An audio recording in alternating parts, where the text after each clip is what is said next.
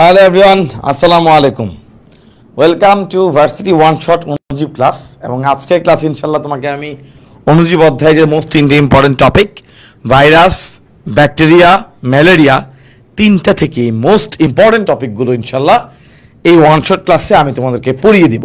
So তোমরা সবাই দ্রুত লাইভে যুক্ত হয়ে লাইভটিকে অবশ্যই তোমাদের ফ্রেন্ডদের মাঝে শেয়ার করে দিবে। মাত্রই যুক্ত শুরু হলো এবং অলরেডি কাব্য ভাই চলে আসছে ক্লাসের শুরুতে। আচ্ছা, তো প্রথমে একটু আমি বলি যে আমাদের ভার্সিটি ওয়ান শট, তো আমরা সাধারণত এইচএসসি পরীক্ষা দেওয়ার আগে ওয়ান শট ক্লাস করি, শিওর শট আমার এন গেম ছিল। তো অনেক আমরা ক্লাস করতাম শেষ দিকে এসে। তো শিক্ষার্থীরা একই রকমভাবে আসলে ভার্সিটির ক্ষেত্রে যখন তারা ভার্সিটি পরীক্ষা দিতে যায় তার আগেও তারা এরকম কিছু খোঁজে যে একটা ওয়ান শট যদি হতো তাহলে খুব ভালো হতো এইচএসসি পরীক্ষার মতো। তো আমরা আমাদের ক্লাসগুলো ঠিক এভাবে আমরা সাজাচ্ছি যে ইম্পর্টেন্ট টপিক্স, তাই না? Just important topics. তো বিশ্বাস করো যে ইম্পর্টেন্ট টপিক্স থেকেই প্রতি বছরই কিন্তু ঢাবিতে পরীক্ষায় প্রশ্ন আসে। আমরা হয়তো বা সাধারণত দেখা যায় যে অনেক সময় অনেক জায়গায় তুমি দেখবা যে অনেক বেশিক্ষণ করে ক্লাস করানো হয়, বাট তার মধ্যে অনেক ইম্পর্টেন্ট টপিক্স এবং কিছু কম ইম্পর্টেন্ট টপিক্স থাকে। বাট আমরা আমাদের এই ক্লাসগুলোতে ইম্পর্টেন্ট টপিক্সগুলোকে অনেক বেশি গুরুত্ব দিব। আর যেটা কম ইম্পর্টেন্ট সেটা তুমি নিজে থেকে দেখো করে নিতে পারবে। বাট যে জিনিসগুলো তোমাকে আসলে দেখে যেতেই হবে বা যে প্রশ্নগুলো তোমাকে জানা লাগবেই সেগুলো তুমি হচ্ছে আমাদের এই ক্লাসগুলোতে পাবে। এবং এই ক্লাসগুলো খুবই প্রিসাইজ আকারে হবে এবং আমরা এতটুকু তোমাকে সিউরিটি দিতে পারবো যে তুমি ওভারঅল আমাদের এই ক্লাসগুলো যদি করো তাহলে একটা চ্যাপ্টার সম্পর্কে তোমার পূর্ণাঙ্গ ধারণা হবে এবং তুমি জানতে পারবা যে কোন কোন টাইপগুলো থেকে বা কোন কোন টপিকসগুলো থেকে প্রতি বছরে ঢাকা বিশ্ববিদ্যালয় থেকে অন্যান্য বিশ্ববিদ্যালয়, শুধু ঢাবি না কিন্তু অন্যান্য বিশ্ববিদ্যালয়ের প্রশ্ন এসে থাকে। সো আমার মনে হয় যে বন্দি পাঠশালায় এই যে একটা নতুন একটা আমরা উদ্যোগ শুরু করেছি, শেষ সময় না বলা যায়, অনেক আগে থেকে, যে একটা ভার্সিটি ওয়ান শট ক্লাস। তো আমার মনে হয় যে এই ক্লাসগুলো তোমাকে অনেক বেশি আমাকে উপকৃত করবে।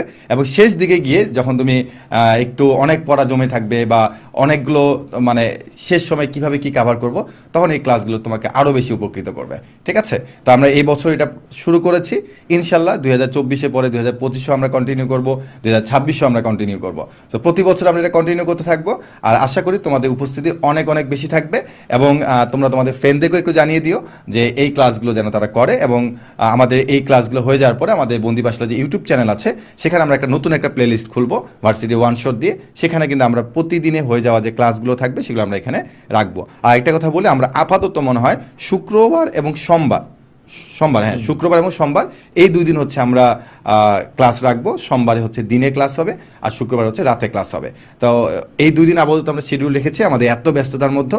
বাট আমাদের ইচ্ছা আছে শেষ দিকে গিয়ে আমরা এই শিডিউলটাকে আরেকটু বাড়াবো। বাট প্রথম দিকে যেহেতু আমাদের অ্যাকচুয়ালি এখন অনেকগুলো প্রোগ্রাম রানিং আছে, তো তার মধ্যেও আমরা সময় বের করব। যেমন আবরারে আগামীকাল 6টা ক্লাস আছে, রবিবারে, তো দেখ একদিন পরে রবিবারে 6টা ক্লাস আছে। বাট তারপরেও সে কিন্তু আমি একটু আগে দেখতেছিলাম যে সে বই খুলে সে বিভিন্ন ধরনের স্লাইড দেখতেছে যে ভাই কোনটা বাদ দেবো, কোনটা কী করবো, কিছু বুঝতেছি না। আর যেন বললাম যে ব্রো ইম্পর্টেন্টগুলো দেখাও যেন তারা একটু কনফিডেন্স পায়, ভালো কনফিডেন্স পায়। তো আমি আশা করি যে আবরা সেভাবেই স্লাইড গুছাই নিয়ে আসছে এবং পুরো ক্লাস জুড়ে আবরা তার ফুল পারফরমেন্স দেখাবে ইনশাআল্লাহ, তাই না? ইনশাআল্লাহ। ওকে। এবং এই ওয়ান শট ক্লাসগুলো তোমাকে খুব বেশি কনফিডেন্ট করবে তোমার পরীক্ষার আগে তুমি ভালো করে প্রিপারেশন গুছানোর জন্য। তো তোমরা ইনশাআল্লাহ এই ওয়ান শট ক্লাসগুলো রেগুলার করবে। প্রথমত আমি হচ্ছে আমার টার্গেট ডিউ কোর্সে একটু শেয়ার করে নেই। আমাদের কোর্সে আমরা একটু শেয়ার করে দিচ্ছি এবং একই সাথে তোমরা তোমাদের ফ্রেন্ডদেরকে মাস্ট এই ক্লাসগুলো শেয়ার করে পৌঁছে দিবা যেন সবাই এই ক্লাসগুলো করতে পারে। ওকে, সো আমিও শেয়ার করছি, তোমরাও শেয়ার করো। আমি আর কি করব, আমি একটু শেয়ার দিই, আপনিও শেয়ার করে দেন। ওকে, তো আমাদের এখন একটু শেয়ারের কথা চলতেছে, তো আমরা একটু শেয়ার করে দিই। আমি কি দিব? আমি দেব হচ্ছে আমার বন্দি পাঠশালাতে দিব, তারপরে দিব হচ্ছে ম্যাথ ইনফিনিটি উইথ কাব্য। কোথায় গেল? সৈকত ভাই গ্রুপও দিয়ে দিই না? সৈকত ভাই গ্রুপে দিয়ে দিই, যার গ্রুপে আমি আমার এক্সেস আছে আমি সব জায়গায় দিয়ে দিই। ওকে, তাহলে তোমরা সবাই ক্লাস করো, তোমাদের সাথে আমারও ক্লাসে দেখা হবে, তবে একটু দেরিতে দেখা হবে। বাট আমি আশা রাখতে পারি যে কোনো ক্লাসে দেখা হোক না আমাদের সাথে, পুরো পাওয়ার প্লে টিচার্স প্যানেলের সাথে এবং আমরা যে টার্গেট ডিউ 4.0 আমরা যে টিচার্স প্যানেলটা আছি তাহলে কিন্তু আমরা এই ভার্সিটি ওয়ান শট ক্লাসগুলো নিয়ে থাকবো। রাইট, ওকে ওকে। সো আসসালামু আলাইকুম। আজকে আমরা এই ওয়ান শট ক্লাসের মাধ্যমে অণুজীবের তিনটা অংশ, ভাইরাস, ব্যাকটেরিয়া, ম্যালেরিয়া, তিনটা অংশ ইনশাল্লাহ কভার করব। এবং এই তিনটা অংশের মধ্যে প্রত্যেকটা টপিকেই এমন কিছু অংশ আছে যে অংশগুলো থেকে প্রতি বছর অনেক কমনলি প্রশ্ন আসে, এবং একটা অধ্যায় তুমি যখন পড়তে যাবা ওই অধ্যায়ের মধ্যে এমন কিছু জায়গা থাকে, এমন কিছু টপিক থাকে যে টপিকগুলো না জেনে পরীক্ষার হলে যাওয়া উচিত হবে না। একটা অধ্যায়ের A to Z 100% তুমি হয়তো নাও পাইতে পারো, নাও পারতে পারো, বাট যেগুলো আছে যে মোস্ট ইম্পর্টেন্ট সবাই পারে, ওগুলো যেন তোমার মিস না হয়, এর উপর ইনশাআল্লাহ একটা টোটাল গাইডলাইন তুমি আজকের ক্লাসে পেয়ে যাবা। সো ভাইয়া এবং আপুরা সবাই ঝটপট যুক্ত হয়ে যাও, আমি ক্লাসে শুরু করতে পারবো। তো আমার মনে হয় ক্লাসে অলরেডি যুক্ত হওয়া শুরু হয়েছে। ফাইন, আমি ক্লাসটা শুরু করতে পারি। ওকে, সো এডমিশন জার্নিটা কিন্তু আসলে কোনো চারটিখানে জানি না। এডমিশন জার্নিটা শুরুই হয় অনেক স্ট্রাগল দিয়ে। এডমিশন জার্নিটা যতদিন সামনে আগায় স্ট্রাগলের পরিমাণ তত বেশি বাড়ে, এবং একটা স্টেজে গিয়ে তোমার কাছে ফিল হবে, তোমার কাছে মনে হবে যে ভাই এত স্ট্রাগল কেন, এত কষ্ট কেন। আর কিছুদিন পরেই তো মনে হয় পরীক্ষাটা দিলেই কষ্ট শেষ। কিন্তু যারা চান্স পাবে না ওদের জন্য স্ট্রাগলের সময়টা আর একটু বাড়ে। তো আসলে আমরা একটা সুন্দরভাবে বিশ্বাস করি নিশ্চয়ই কষ্টের সাথে স্বস্তি রয়েছে, অবশ্যই কষ্টের সাথে স্বস্তি রয়েছে। সো তোমরা ইনশাল্লাহ যে স্ট্রাগল করছো এর মাঝখানে স্বস্তি খুঁজে ফিরতে হবে, যে ইনশাল্লাহ এই স্ট্রাগলের পরেই আমি আমার একটা আরাধ্য স্বপ্ন, আমি আমার মনের ইচ্ছা বাস্তবায়ন করতে পারবো। এই স্ট্রাগল লাইফটা, এই স্ট্রাগল পিরিয়ডটা আমার লাইফের একটা পার্টিকুলার টাইম, যেটা আমাকে একটা নির্দিষ্ট গন্তব্যে পৌঁছানোর জন্য আমাকে এনাফ মোটিভেশন দিবে, এবং ইনশাল্লাহ এই গন্তব্যে পৌঁছানোর পরও কিন্তু আমাকে স্ট্রাগল করতে হবে, বাট দুইটা স্ট্রাগলের ডাইমেনশন আলাদা। এই লাইফে যে স্ট্রাগলটা হচ্ছে এখন তোমার কোনো কুল কিনারা নাই। কিছুদিন পরে তুমি ইনশাল্লাহ চান্স পাওয়ার পরে যে স্ট্রাগল করবা ওইটা একটা সিস্টেমের মধ্যে, কারণ তুমি নির্দিষ্ট একটা সাবজেক্টে ভর্তি হবা, ওই সাবজেক্টের নিয়ে তুমি প্ল্যানিং করবে, একটা সিস্টেমে ঢুকে যাবা। আর এখন তুমি ফ্লোটিং, একদম ভাসমান, মানে আমরা যেটাকে বলি ফ্রি রেডিক্যাল, মুক্তমূলক হিসেবে তুমি এখন আছো। কিন্তু যখনই তুমি কোনো একটা জায়গার মধ্যে আবদ্ধ হয়ে পড়বা তখনই তোমার সেই লাইফ নিয়ে তোমার চিন্তা চেতনা হবে। সো দুইটা স্ট্রাগলের পিরিয়ড আলাদা। এই স্ট্রাগলের এই পিরিয়ডে এসে যারা এই স্ট্রাগল টাইমটাকে একদম পারফেক্টলি রিলেস করবে, একদম পারফেক্টলি কাজে লাগাবে, ইনশাল্লাহ তারা ওই সুন্দর পিরিয়ডে হয়তো বা ইনশাল্লাহ পৌঁছাতে পারবে। That is it. ওকে,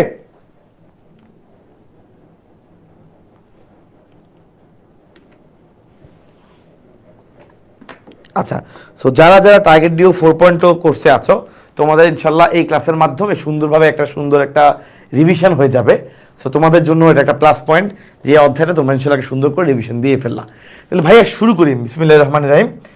প্রথমে হচ্ছে আমাদের ভাইরাস টপিক। ভাইরাস টপিক কথা আসলেই, ভাইরাসের কথা বললেই ভাইরাসের একটা কমন প্রশ্ন তুমি বিভিন্ন বোর্ডের মধ্যে পাবা। ভাইরাসের একটা খুবই কমন প্রশ্ন যে ভাইরাসের গঠন কি। আমরা সবাই জানি ভাইরাসের গঠন হচ্ছে একটা নিউক্লিক অ্যাসিড থাকে, একটা নিউক্লিক অ্যাসিড। ভাইরাসের গঠনের একটা প্রাণ বা কেন্দ্র হচ্ছে এই নিউক্লিক অ্যাসিড, এবং এই নিউক্লিক অ্যাসিডটাকে ঘিরে, এই নিউক্লিক অ্যাসিডটাকে ঘিরে থাকে একটা প্রোটিনের আবরণ, একটা প্রোটিনের আবরণ। সো ভাইয়া এটাই হচ্ছে ভাইরাসের গঠন, এবং তুমি বিশ্বাস করো তুমি প্রশ্নে খুলে দেখবা বিভিন্ন জায়গায় এই গঠনটাই প্রশ্ন আসছে। নিচের কোনটি ভাইরাসের ক্ষেত্রে সত্য? নিউক্লিক অ্যাসিড যোগ প্রোটিন, নিউক্লিক অ্যাসিড যোগ কার্বোহাইড্রেট, নিউক্লিক অ্যাসিড যোগ anything related to something related to this chemical substance. So এই নিউক্লিক অ্যাসিড এবং প্রোটিন এই দুইটা সমন্বয়ে হচ্ছে ভাইরাস গঠিত হয়। এখন এই নিউক্লিক অ্যাসিড আবার দুই রকমের হতে পারে, ইউ অল নো। একটা হচ্ছে ডিএনএ আর একটা হচ্ছে আরএনএ। যার মধ্যে ডিএনএ আছে তাকে আমরা বলি ডিএনএ ভাইরাস, যার মধ্যে আরএনএ আছে ওকে আমরা বলি আরএনএ ভাইরাস। এগুলো সিম্পল কথাবার্তা। এখন আসি এই প্রোটিন, যেটা এই যে বহির আবরণ, এটাকে বলা হয়, প্রোটিন আবরণটাকে বলা হয় ক্যাপসিড। এই প্রোটিনের বহিস্থ আবরণটাকে বলা হয় ক্যাপসিড। তো এই ক্যাপসিডটাকে আমরা কিছু ছোট ছোট ভাগে, কিছু ক্ষুদ্র ক্ষুদ্র এককে ভাগ করতে পারি। এই প্রত্যেকটা একককে, ক্যাপসিডের প্রত্যেকটা ভাগকে বলা হয় ক্যাপসোমিয়ার। ক্যাপসিডের প্রত্যেকটা ভাগকে আমরা বলি ক্যাপসোমিয়ার। কথা খুবই ইজি। নেক্সট ভাইয়া, এইটা ছাড়াও এই প্রোটিনের আবরণ ছাড়াও অনেক সময় অনেক ভাইরাসে এক্সট্রা একটা লেয়ার থাকতে পারে, এক্সট্রা একটা আবরণ থাকতে পারে। এই যে যেমন ভাইয়া করোনা ভাইরাসের বেলা ছিল, অনেক সময় এক্সট্রা আরেকটা আবরণ থাকতে পারে। ঠিক আছে?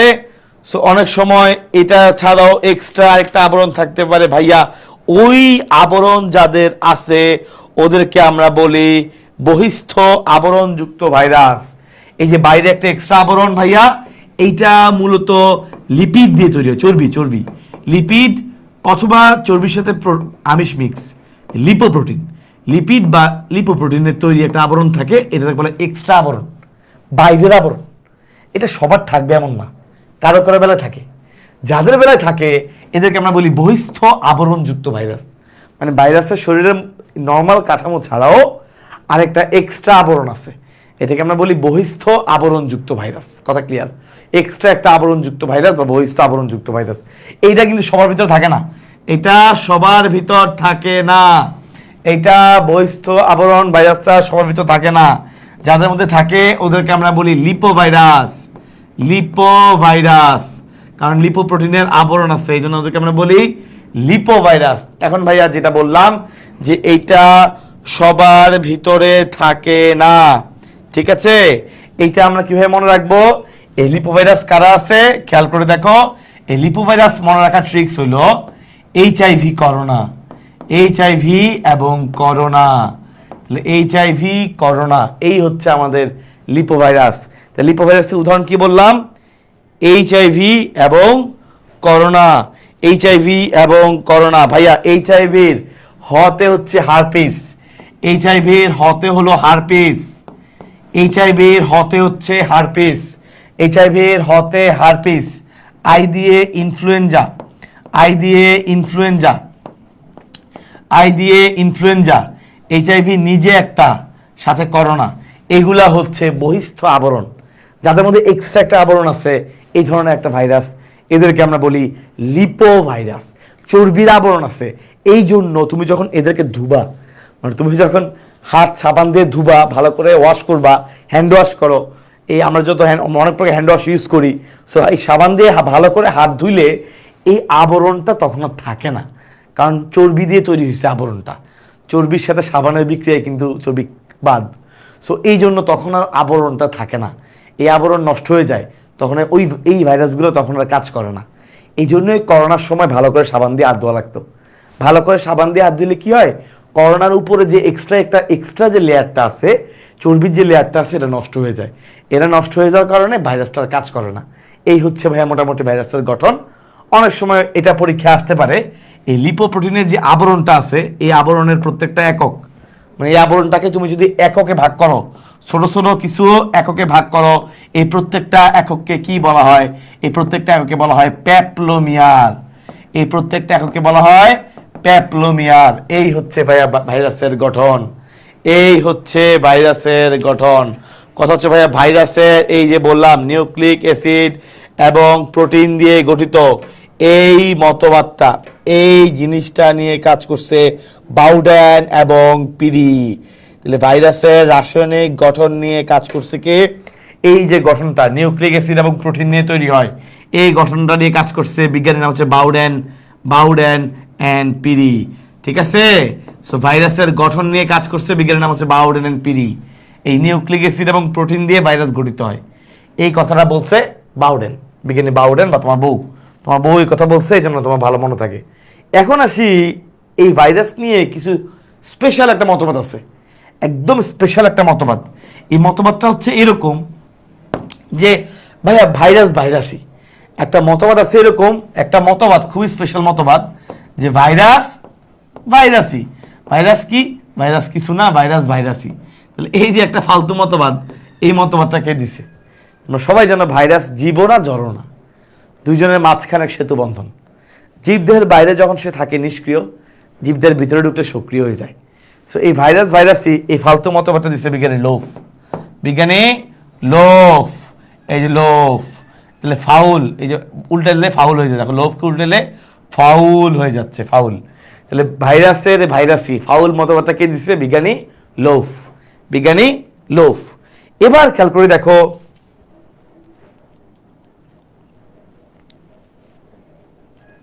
এবার খেয়াল করে দেখো বিজ্ঞানী কিছু আছে। সর্বপ্রথম আবিষ্কৃত ভাইরাসের নাম কি? এটা পরীক্ষায় খুব কমনলি আসে, পরীক্ষায় স্টার 3 স্টার ইম্পর্টেন্ট। সর্বপ্রথম আবিষ্কৃত ভাইরাসের নাম হলো টোবাকো মোজাইক ভাইরাস। টোবাকো মানে তামাক, তামাকের যে মোজাইক ভাইরাস। তাহলে প্রথম আবিষ্কৃত ভাইরাসের নাম কি? প্রথম আবিষ্কৃত ভাইরাসের নাম হলো টোবাকো মোজাইক ভাইরাস, তামাকের mosaic virus, tobacco mosaic virus. যারা পরে যুক্ত হয়েছে ওদেরকে বলি, তোমরা যারাই এই অংশটাকে ইনশাল্লাহ ক্লাসটা করবা, তোমাদের যদি কারো আগে পড়া হয়ে থাকে একটা সুন্দর রিভিশন হবে ইনশাল্লাহ, মুখস্থ হবে অনেক পড়া। আর যারা এই ক্লাস করো না ওদের জন্য তো অনেক বেশি ইম্পর্টেন্ট, আর যারা করেছো ওদের সুন্দর একটা রিভিশন হবে যদি তুমি এই অংশটা করো।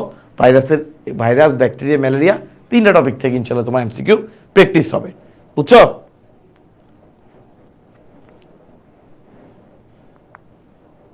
ওকে, এবার খেয়াল করে দেখো ভাইরাসের আবিষ্কারক কে? আইভানোভস্কি। এটা কিভাবে মনে রাখবা? যে সেই ভাইরাসটা আবিষ্কার করতে গিয়ে একদম বলো না যে তুমি কি কাজ করছো, বুঝছি অনেক বচকায় ফেলছো, কাজ করে বচকায় ফেলছো, এরকম একটা শব্দ কিন্তু মানুষ ব্যবহার করে যে কাজ করে বচকায় ফেলছো। তাহলে ভাইরাসের আবিষ্কারক আবিষ্কার করে বচকায় ফেলছে আইভানোভস্কি, এভাবে মনে রাখবা যে ভাইরাসের আবিষ্কারক কে? আবিষ্কার করে ভস্কায় ফেলছে আইভানোভস্কি। এরপরে আসি, টোবাকো মোজাইক ভাইরাসকে পৃথক করে ক্যালাসিত করছেন বিজ্ঞানী স্ট্যানলি। ভেরি ইম্পর্টেন্ট, পরীক্ষাটা আসে যে সর্বপ্রথম এই টিএমভি কে ক্যালাসিত করছে কে? উত্তর হচ্ছে স্ট্যানলি, স্ট্যানলি কা ডাব্বা। এখন দেখো শেফারম্যান এবং মরিস কি নামই তো মরিস, এর নামই হলো মরে যাচ্ছে মরিস। এই আবিষ্কার করছে সায়ানো ব্যাকটেরিয়া। ভাইয়া সায়ানো শব্দের অর্থই হচ্ছে, তুমি জানো কিনা জানি না, যে সব কিছু ফাজ আছে, কিছু ফাজ আছে, ফাজ ভাইরাস। ফাজ মানে কিল করা, মেরে ফেলা। ফাজ মানে কিল করা বা মেরে ফেলা, হত্যা করা, মরে যাওয়া, ঠিক আছে? তাহলে সায়ানো ব্যাকটেরিয়া, দেখো তোমার সূচনা সুইসাইড করে মানুষ, মরে যায়, তাহলে সুইসাইড বা সায়ানো, সুইসাইড মারা যাচ্ছে, হ্যাঁ, মারা যাওয়ার কাজটা কে করতেছে? মরিস। তাহলে সায়ানো ব্যাকটেরিয়া আবিষ্কার করছে মরিস। নেক্সট, এই যে স্ট্যানলি, তাকে বলা হয় ভাইরোলজির জনক। ভেরি ইম্পর্টেন্ট, তিনি কিন্তু প্রথম এই ভাইরাসটাকে ক্যালাসিত করে পৃথক করে ক্যালাসিত করছে, এবং এই জন্য স্ট্যানলিকে বলা হয় ভাইরোলজির জনক। ভাইরোলজি মানে ভাইরাস বিষয়ে যত আলোচনা সমালোচনা, যত বইটই আছে, যত কিছু আছে সব ভাইরোলজি। ভাইরাস বিষয়ে যত জ্ঞান সব ভাইরোলজির অংশ। এই ভাইরোলজির জনক হচ্ছেন স্ট্যানলি। তাহলে খেয়াল করো ভাইরাসের আবিষ্কারক কে? ভাইরাসের আবিষ্কারক হচ্ছে যে আবিষ্কার করতে গিয়ে ভস্কায় ফেলছে, যে আবিষ্কার করতে গিয়ে ভস্কায় ফেলছে, ঠিক আছে? আবিষ্কার করতে গিয়ে ভস্কায় ফেলছে বন্ধুগণ। তাহলে খেয়াল করে দেখো আইভানোভস্কি, কিন্তু ভাইরোলজির জনক তোমাদের স্ট্যানলি কা ডাব্বা। এই স্ট্যানলি হচ্ছে ভাইরোলজির জনক, ফাদার অফ ভাইরোলজি। ওকে, এবার চলে আসি এইচআইভি ভাইরাস কে আবিষ্কার করছে? কিভাবে মনে রাখবা? যার এইচআইভি হইল সে উপরে গেল, মানে মারা গেল, এভাবে মনে রাখতে পারো। যার এইচআইভি হইল সে উপরে গেল, মরে গেল। তাহলে এইচআইভির আবিষ্কারক হচ্ছে বিজ্ঞানী গেল। কিভাবে মনে রাখবা? যার এইচআইভি হলো সে গেল, উপরে চলে গেল। তাহলে এইচআইভির আবিষ্কারক কে? বিজ্ঞানী গেল। নেক্সট খেয়াল করে দেখো হেপাটাইটিস সি, এটা আবিষ্কার করছে কে? হতে হেপাটাইটিস, হতে হারবে, বিজ্ঞানীর নাম হারবে। সো যার হেপাটাইটিস হবে ও আসলে হেরে যাবে, তাহলে হারবে যে অল্টার, তাহলে হারবে হতে হেপাটাইটিস, হতে হারবে হতে হেপাটাইটিস। এই হচ্ছে মোটামুটি আমাদের বিজ্ঞানীর নাম। সবাই ক্লিয়ার? ওকে, তাহলে দেখি আমাকে ঝটপট উত্তর করে দাও। এইডস এর জন্য দায়ী এইচআইভি ভাইরাস আবিষ্কার করেছেন কে? এইডস এর জন্য দায়ী এইচআইভি ভাইরাস আবিষ্কার করছেন কে? এইডস এর জন্য দায়ী এইচআইভি ভাইরাস আবিষ্কার করছেন কে? ভেরি গুড, এইচআইভি আবিষ্কার করছে বিজ্ঞানী গেল, কারণ যার এইচআইভি হইলো সে উপরে গেল। এভাবে মনে রাখলে ভুল বানা ইনশাল্লাহ। সামনে চলে আসি, আমরা ভাইরাসের আকৃতি অনুযায়ী একটা শ্রেণী বিভাগ পড়বো। ভেরি ইম্পর্টেন্ট, ভাইরাসের আকৃতি। ভাইরাসের আকৃতির উপর শ্রেণী বিভাগ এমসিকিউ খুবই কমনলি পরীক্ষায় আসে, এই জন্য এটা ভালো করে জোর দিতে হবে। খেয়াল করে দেখো বন্ধুগণ, ভালোবাসার বন্ধুগণ, খেয়াল করো দণ্ডাকার ভাইরাস কেমনে চিনবো? যাদের নামের মধ্যে এম থাকবে, ওরা হলো দণ্ডাকার। সো যাদের নামের মধ্যে এম থাকবে ওরা হলো দণ্ডাকার। কিরকম দেখো, TMV, alpha MV, mumps. So যাদের নামের মধ্যে এম থাকবে ওরা হলো দণ্ডাকার ভাইরাস। ক্লিয়ার? সো দণ্ডাকার ভাইরাস কিভাবে চিনছি? যাদের নামের মধ্যে এম থাকবে, শেষ। গোলাকার ভাইরাস কিভাবে চিনব? দেখো নামের মধ্যে মিল আছে, পোলিও, গোলিও, গোল। পোলিও, গোলিও, গোল। তাহলে পোলিও কেমন হয়? গোলীয় হয়। তো পোলিও ভাইরাসের আকার কেমন? গোলাকার। ডেঙ্গু গতে গোলাকার, গুলাকার বা গোলাকার। ডেঙ্গু গতে গোলাকার, গুলাকার। এভাবে মনে রাখলে আর ইনশাল্লাহ ভুলবো না। আরেকটা আছে ভাইয়া HIV এবং TIV। HIV এবং TIV ভাইয়া মনে রাখবা, HIV যে মানুষের হয়, মনে রাখার টেকনিক, জাস্ট মনে রাখার জন্য এভাবে আজকে থেকে পড়ে ফেলবা। যার HIV হইলো সে তো উপরে গেল এবং সে একদম বৃত্তে পরিণত হয়, গোলে পরিণত হয়, তার চেহারাটা গোলাকার। HIV ভাইরাসের আকৃতি তুমি আসলে 19 দেখছো, এটা কিন্তু গোলাকার। তাহলে মনে রাখবা যে উপরে গেছে, গোলাকার চেহারা নিয়ে গেছে। তাহলে HIV মনে রাখার টেকনিক বললাম, জাস্ট মনে রাখার জন্যই। তাহলে HIV-র আকৃতি হলো গোলাকার, TIV-র আকৃতিও গোলাকার। নামের মধ্যে মিল আছে দুইটা, সেই জন্য নিয়ে পারবা। তাহলে পোলিও, গোলিও, গোল।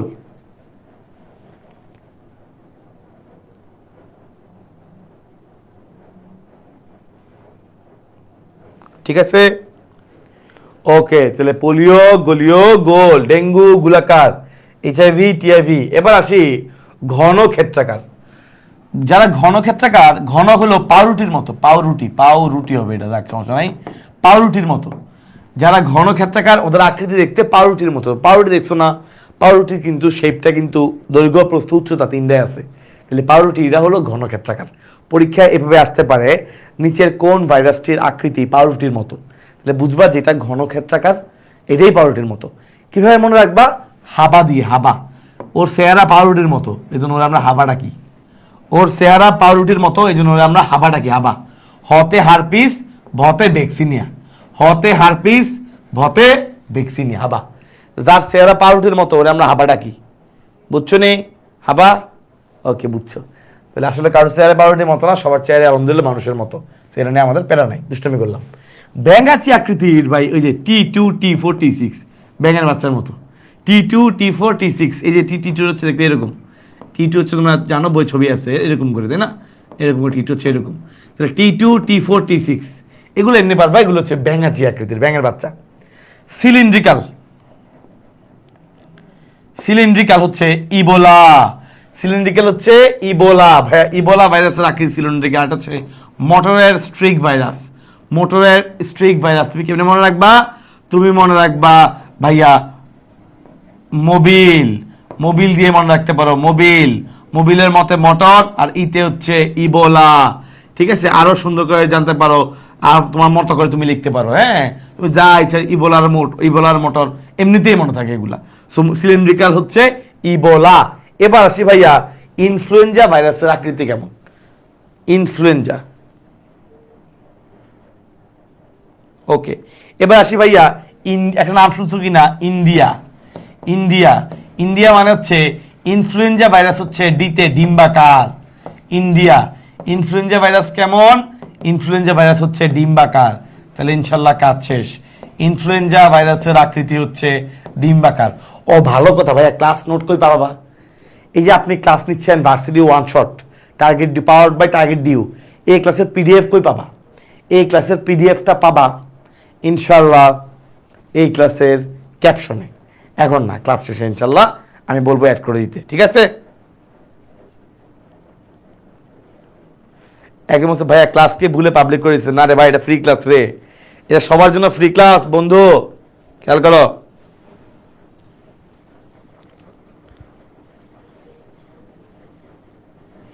আচ্ছা, যারা ক্লাসে আসো তোমরা কি তোমাদের ফ্রেন্ডদেরকে মেনশন করছো বা ইনভাইট করছো কিনা না বলো? নাকি স্বার্থপর, নাকি স্বার্থপর সত্তার মতো লুকিয়ে লুকিয়ে ক্লাস করছো? ওকে গাইস, খেয়াল করে দেখি, ইনশাআল্লাহ সামনে আগাবো ভাইয়া। DNA ভাইরাস এবং RNA ভাইরাসের উদাহরণ ভেরি ভেরি ভেরি ইম্পর্টেন্ট। এটা আমরা একটা ছন্দ দিয়ে ভাই তোমাকে সারা জীবন পড়াইছি, এখনো পড়াচ্ছি। ভেরি ইম্পর্টেন্ট, ডিএনএ ভাইরাস কাটাকে চিনব। টিপুর ভাই টিটু ভ্যানিলা হতে ফ্রান্সে এলো। টিপুর ভাই টিটু ভ্যানিলা হতে ফ্রান্সে এলো। ভাইয়া টিপু, টিপু মানে টিআইভি, টিপু মানে টিআইভি, ভাই মানে ভেরিওলা, ভাই মানে ভেরিওলা, ভাই মানে ভেরিওলা, ভাই মানে ভেরিওলা। টি2, টি2 মানে টি2, ভ্যানিলা মানে ভ্যাকসিনিয়া, ভ্যানিলা মানে ভ্যাকসিনিয়া, ভ্যানিলা মানে হচ্ছে ভ্যাকসিনিয়া। তাহলে টিপুর ভাই টিটু ভ্যানিলা হতে ফ্রান্সে এলো। হতে হচ্ছে হারপিস, হতে হচ্ছে হেপাটাইটিস বি। ভাইয়া এইটাই হচ্ছে খেলা।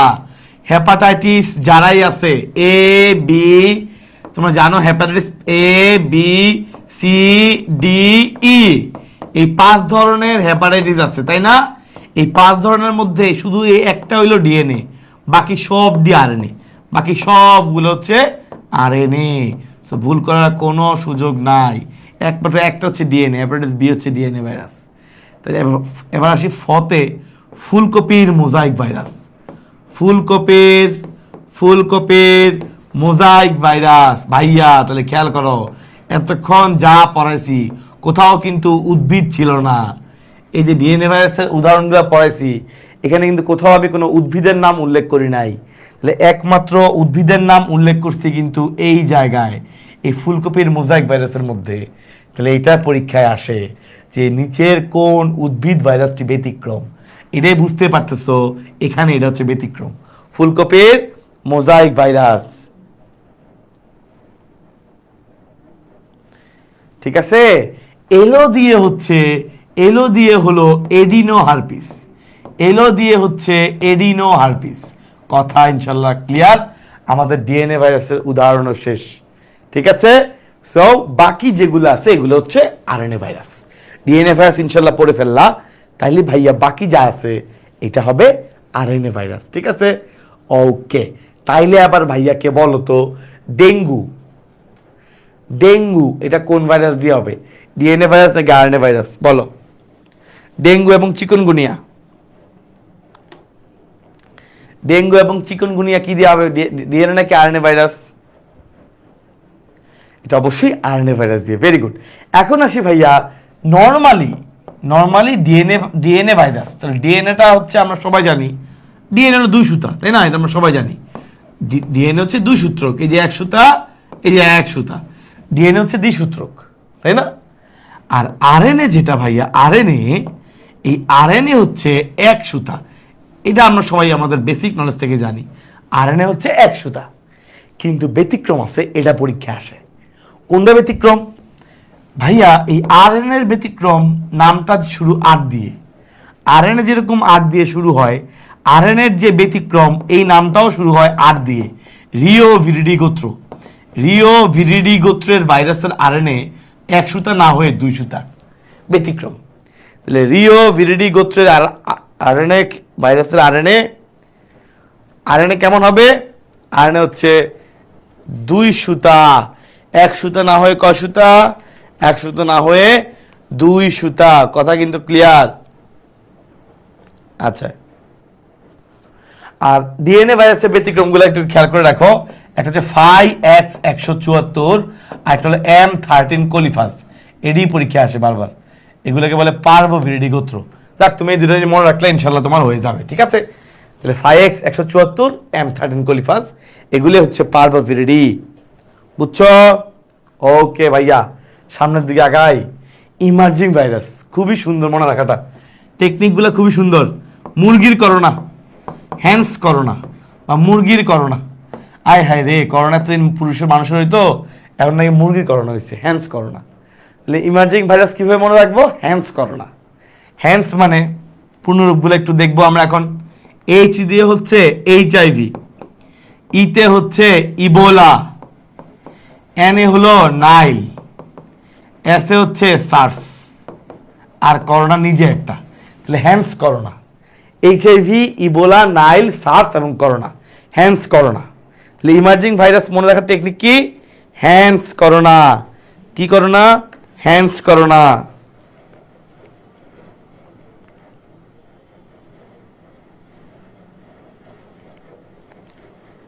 নতুন নতুন, বুঝে না সোনামণি, তাকাও।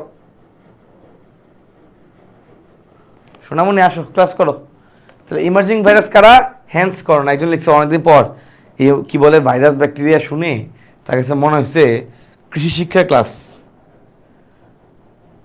কৃষি শিক্ষার ক্লাসে মানুষ সে চলে আসছে এবং সে সোনামণি, সোনামণি নতুন, বুঝে না বুঝে না, এই জন্য সোনামণি নেই, ভাইরাস ব্যাকটেরিয়া ক্লাস জীবনে করে নাই। সোনামণি ইন্টারের বই চিনে না, নতুন। সোনামণি আসো, ক্লাস করো, ক্লাস করো। তাহলে ইমার্জিং ভাইরাস হচ্ছে উদাহরণ বললাম হ্যান্ডস করোনা, এইচ হচ্ছে HIV, ইতে হচ্ছে Ebola, N A Nile, S A SARS, corona, আর পাশে হচ্ছে সোনামণি। ঠিক আছে, শেষ। চলো সামনের দিকে আগাই। এবার আমরা পড়বো ভাইয়া ভিরিয়ন, ভিরয়েডস, বলদ, প্রিয়ন্স, তিনটা জিনিস আছে। ঠিক আছে, ভিরিয়ন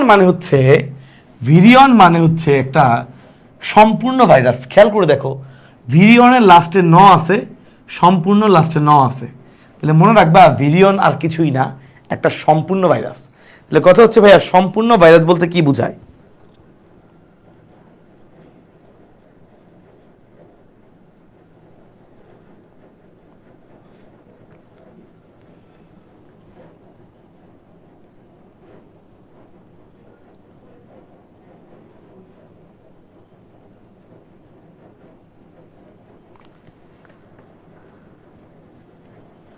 ওকে ওকে ওকে,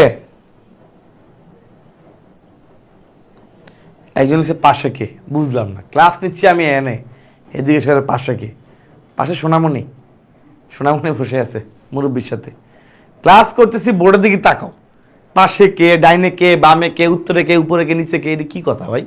ক্লাসের মধ্যে মানে কত আলাপ পারা যায় সব ক্লাসের মধ্যে, বুঝলাম না।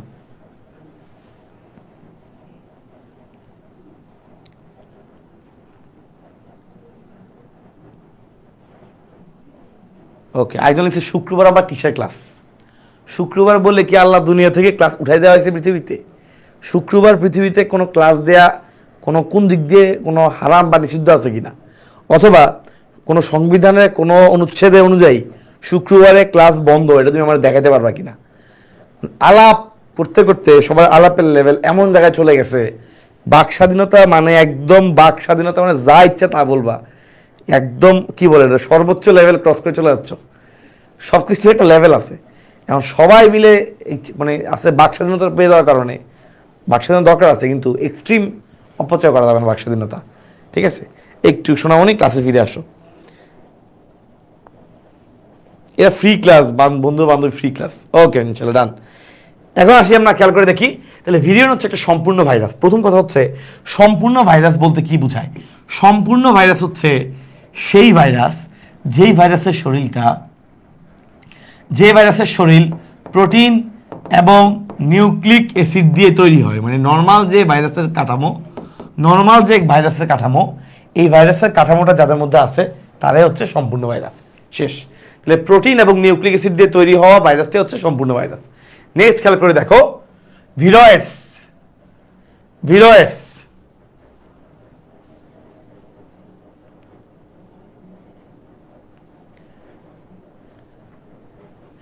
এমন স্বাধীনতায় কি চেয়েছিলাম যে শুক্রবারে ক্লাস করা লাগবে?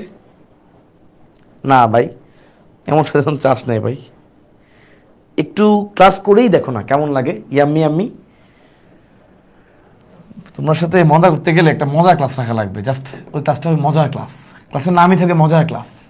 ওই ক্লাসে তোমাদেরকে বলা হবে সারা সপ্তাহ তোমার মনের মধ্যে যত মজা আছে, তোমার যত মজা করতে ইচ্ছা করে, যত আলতু ফালতু যত ঢঙের কমেন্ট করতে ইচ্ছা করে, ওই ক্লাসটা থাকবে। এই জন্য তুমি ওই ক্লাসে গেলে ওই ধরনের কমেন্ট করবা। ওই ক্লাসে আমরা কয়েকজনকে বসাই দিব, কাজ হবে শুধু তোমার কমেন্টের উত্তর দেওয়া, তোমার মজার সাথে মিল রেখে মজা করা। এমন একটা ক্লাস যদি আমরা অ্যারেঞ্জ করতে পারি তো আলহামদুলিল্লাহ খুবই ভালো, কারণ এই উপলক্ষে বাকি সপ্তাহে 6 দিন তোমরা নিজেকে কন্ট্রোল করতে পারবা। একদিন একটু কন্ট্রোলের বাইরে যাবা, আবার 6 দিন কন্ট্রোল। অনেক সময় এরকম হয় যে গরু রুমের মধ্যে আটকে রাখা আছে, গরু ঘরের মধ্যে, একদিন তাদের শুক্রবার ছেড়ে দেওয়া হইলে মনে করো সে একদম দৌড়ে পুরো অবস্থা খারাপ, এরপরে আবার বাকি 6 দিন তার ভিতরে রেখে দিল, এনার্জি সঞ্চয় হলো, আবার ছেড়ে দিল, আবার অবস্থা খারাপ। তো ওইরকম আসলে করা উচিত হবে না, ঠিক আছে। আসি আবার ভাইয়া ভিরয়েডসে। ভিরয়েডস মানে হচ্ছে সংক্রামক আরএনএ। এখন দেখো মনে রাখার টেকনিক্সগুলো খেয়াল করো। ভিরয়েডের র দিয়ে মনে রাখবা, ভিরয়েডের র দিয়ে, ভিরয়েড হচ্ছে এক ধরনের আরএনএ, সংক্রামক আরএনএ। সবাই সংক্রামক, এখানে যারা আছে সবাই সংক্রমণ করে, সবাই কাউকে অ্যাটাক করে রোগগ্রস্ত করতে পারে, জীবাণু বলে না, জীবাণু হিসেবে কাজ করে। এখানে তিনটাই কিন্তু সংক্রমণ ক্ষমতা আছে, এই তিনটারই সংক্রমণ করার ক্ষমতা আছে, কাউকে অ্যাটাক করার ক্ষমতা আছে। ওকে, ভিরয়েডসের ড দিয়ে মনে রাখবা হেপাটাইটিস ডি। ভিরয়েডের ড দিয়ে মনে রাখবা হেপাটাইটিস ডি, তাহলে হেপাটাইটিস ডি এর জন্য এটা দায়ী হতে পারে। নেক্সট, এই ভিরয়েডস কাদের হয়? দেখো আরএনএ ভাইরাস মূলত উদ্ভিদের বৈশিষ্ট্য, সো এটা মেইনলি উদ্ভিদের হয়ে থাকে, উদ্ভিদের ক্ষেত্রে এটা সম্পর্কযুক্ত। ক্লিয়ার?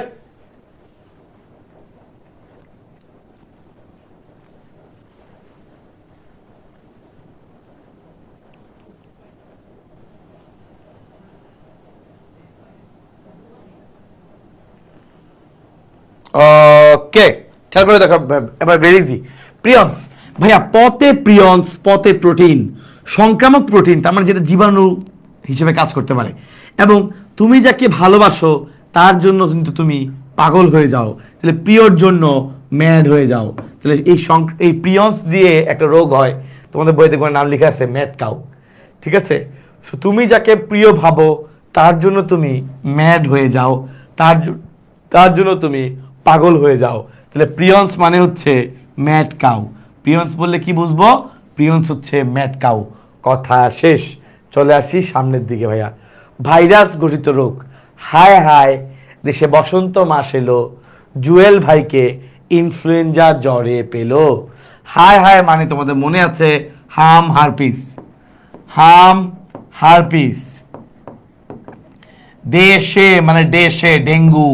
ভাইয়া ডেঙ্গু যেখানে আছে ওখানেই আছে চিকনগুনিয়া। ডেঙ্গুর সাথে একসাথে থাকবে চিকনগুনিয়া। দুইটাই কিন্তু ভাইয়া শরীরে ব্যথা করে প্রচুর পরিমাণে। এখন কিন্তু ডেঙ্গুর সময়, ডেঙ্গুর সিজন চলে, তোমরা কিন্তু ডেঙ্গু মশা থেকে সাবধানে থাকবা। নেক্সট চলে আসে বসন্ত, জলবসন্ত। মাস মানে মামস, এলো মানে এডিনো হারপিস, এলো মানে এডিনো হারপিস গেল। এবার ভাইয়া খেয়াল করো, এরপর এইডস, এলো মানে হচ্ছে একটা এইডস, একটা এডিনো হারপিস। মাস মানে মামস, মামস। বসন্ত মানে জলবসন্ত, জলবসন্ত, বসন্ত এসে গেছে। জুয়েলের জতে হচ্ছে জলাতঙ্ক, জলাতঙ্ক, ঠিক আছে। ভাই মানে হচ্ছে ভাইরাল হেপাটাইটিস, ভাই মানে হচ্ছে ভাইয়া ভাইরাল হেপাটাইটিস, তাহলে ভাইরাল হেপাটাইটিস হইতে পারে। ইনফ্লুয়েঞ্জা মানে নিজে ইনফ্লুয়েঞ্জা, জ্বর মানে জ্বর গেল, পেলো মানে পোলিও, পিজ্জর বুঝো নয়, পিজ্জর। Yellow fever. ভাইয়া তোমরা কি জানো ইয়েলো ফিভার কে আবিষ্কার করছে?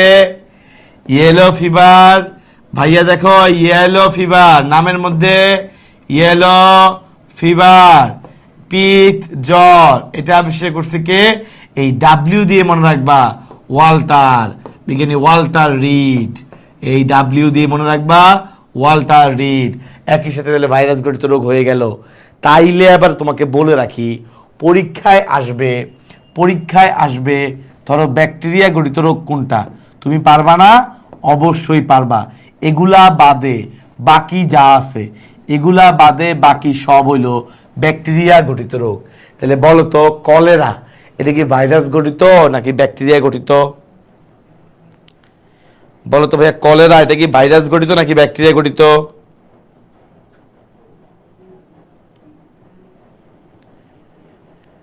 কলেরা এটা কি ভাইরাস গঠিত নাকি ব্যাকটেরিয়া গঠিত? ভাইয়াকে উত্তর করে দাও। ভাইয়া কলেরা এটা কি ভাইরাস গঠিত নাকি ব্যাকটেরিয়া গঠিত? সবাই উত্তর করো, ঝটপট ঝটপট, সময় নষ্ট করা যাবে না।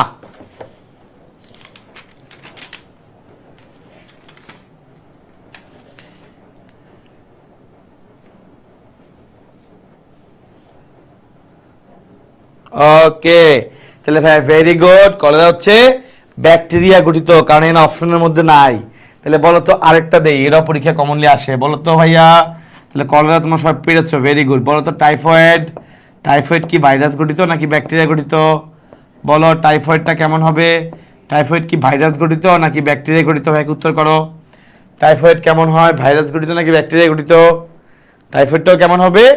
ব্যাকটেরিয়া গঠিত। I love you all, very good, excellent পোলাপান, ভেরি গুড। এবার আসি, আমাদের অনেকগুলা ভাইরাসের কিছু স্পেশাল জিনিস আছে, বুঝছো? যেমন ইবোলা ভাইরাস, ভাইয়া এই ভাইরাসের আক্রমণে দেহের কোষ ফেটে যায়, দেহের কোষগুলা ফেটে একদম রক্ত খরানো শুরু করে, দেহের কোষ ফেটে যায়। তাহলে ইবোলা ভাইরাসের আক্রমণে দেহের কোষ ফেটে যায়, একদম ক্লিয়ার কথা। এবার আসি, খুব সুন্দর একটা বিষয়, ডেঙ্গু। ভাইয়া ডেঙ্গু এবং চিকনগুনিয়া, ডেঙ্গু এবং চিকনগুনিয়া দুইটাই হয় এডিস মশা দিয়ে, এডিস, এডিস ইজিপ্টাইন, এডিস মশকে দিয়ে।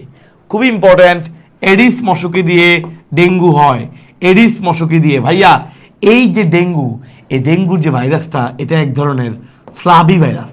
ডেঙ্গু ভাইরাসটা হচ্ছে এক ধরনের ফ্লাবি ভাইরাস। ডেঙ্গু যখন হয় ভাইয়া, ওই ডেঙ্গু কিন্তু আমাদের জন্য খুবই ইম্পর্টেন্ট, কারণ এখন ডেঙ্গু চলে, সারদের মাথায় ডেঙ্গু ঘুরবে। ডেঙ্গু যখন হয়, তোমার শরীরের মধ্যে জ্বর আসবে, জ্বর, কয়েকদিন জ্বর থাকবে, প্রচন্ড ব্যথা থাকবে শরীরে, হাড্ডিতে হাড্ডিতে জয়েন্টে জয়েন্টে ব্যথা হবে, শরীরে আস্তে আস্তে আস্তে আস্তে অনুচক্রিকার পরিমাণ কমে যাওয়া শুরু করবে, অনুচক্রিকার পরিমাণ কমবে। অনুচক্রিকা মানে হচ্ছে প্লাটিলেটস, অনুচক্রিকার পরিমাণ কমবে। ভাইয়া ডেঙ্গু টেস্টের জন্য প্রথমে হচ্ছে আমরা কিছু টেস্ট করি। প্রথমে হচ্ছে NS1 antigen test, NS1 antigen test করি। এই টেস্ট করে আমরা 3 দিনের মধ্যে মোটামুটি ডেঙ্গু হলে কনফার্ম করতে পারি। এরপরে 5 দিন 7 দিন যাওয়ার পরে আমরা IgM, এরপরে IgG, কিছুদিন পরে IgG, এই অ্যান্টিবডি টেস্টগুলো করি। ডেঙ্গু যদি হয় এইগুলো দিয়ে তোমরা বুঝতে পারবা। তাহলে এই অ্যান্টিবডি টেস্টগুলো করা হয়। একসময় ভাইয়া ডেঙ্গুতে অতিরিক্ত রক্তক্ষরণের কারণে মানুষটা শকে চলে যেতে পারে, শকে অজ্ঞান হয়ে গেছে, ভিতর থেকে পানি কমে গেছে, প্রেশার কমে গেছে, একদম কমে গেছে, মনে করো শকে চলে গেছে, এটাকে আমরা তখন বলি ডেঙ্গু শক সিনড্রোম। ঠিক আছে? তাহলে ইনশাল্লাহ একটা আইডিয়া তোমরা আলহামদুলিল্লাহ পেয়ে গেলা। তাইলে ভাইয়া এখন আমরা আরো কয়েকটা MCQ পড়বো। যেমন ধরো তোমার হেপাটাইটিস, যে আমরা এখন ধরে বলেছি, হেপাটাইটিস বি, হেপাটাইটিস সি। ভাইয়া এই হেপাটাইটিস এ যেটা, এটাকে বলা হয় এন্টেরোভাইরাস। হেপাটাইটিস এ কে বলা হয় এন্টেরোভাইরাস। তার মানে এইটা তোমার খাওয়ার সাথে সম্পর্ক আছে। এন্টেরিক সিস্টেম মানে তোমার পরিপাক তন্ত্রের সাথে সম্পর্ক। তুমি গিয়ে হচ্ছে রাস্তাঘাটের মধ্যে, তুমি মনে করো তোমার এক ঝালমুড়ি মামার থেকে ঝালমুড়ি খাইলা, ওই মামার মধ্যে আছে হেপাটাইটিস এ, আল্লাহ মাফ করছে, শেষ।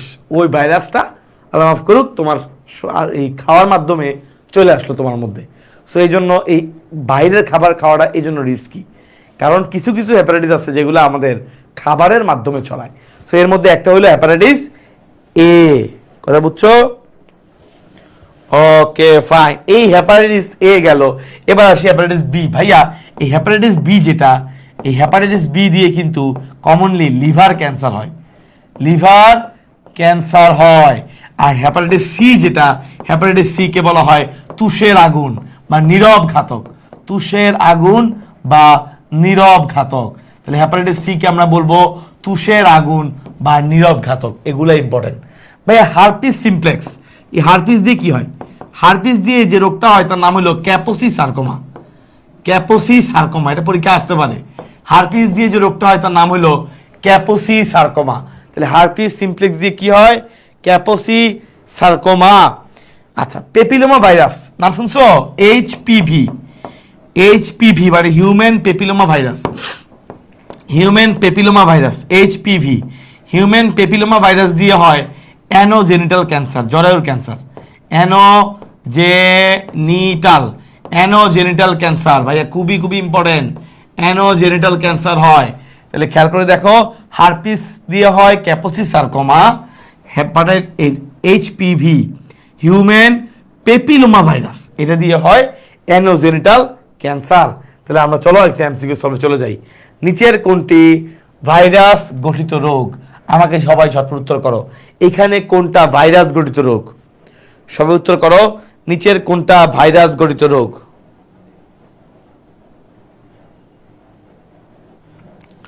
কতগুলা MCQ আলহামদুলিল্লাহ পড়াইছি বন্ধুগণ কিছু সময়ের মধ্যে। তোমরা যারা ক্লাস ওয়ান শট ক্লাস যারা ইনশাল্লাহ করো তারা মোটামুটি আইডিয়া করতে পারবা। Very good. কোনটা ভাইরাস ঘটিত রোগ? ডেঙ্গু। এই যে ছন্দ পড়েছিলাম না, ওই ছন্দ থেকেই এটা আসছে। সো খেয়াল করবা ভাইরাস ঘটিত রোগ হচ্ছে ডেঙ্গু। পরেরটা আসি, নিউক্লিক অ্যাসিড এবং ক্যাপসিড মানে প্রোটিন দিয়ে গঠিত সংক্রমণক্ষম ভাইরাস কণাকে কি বলে?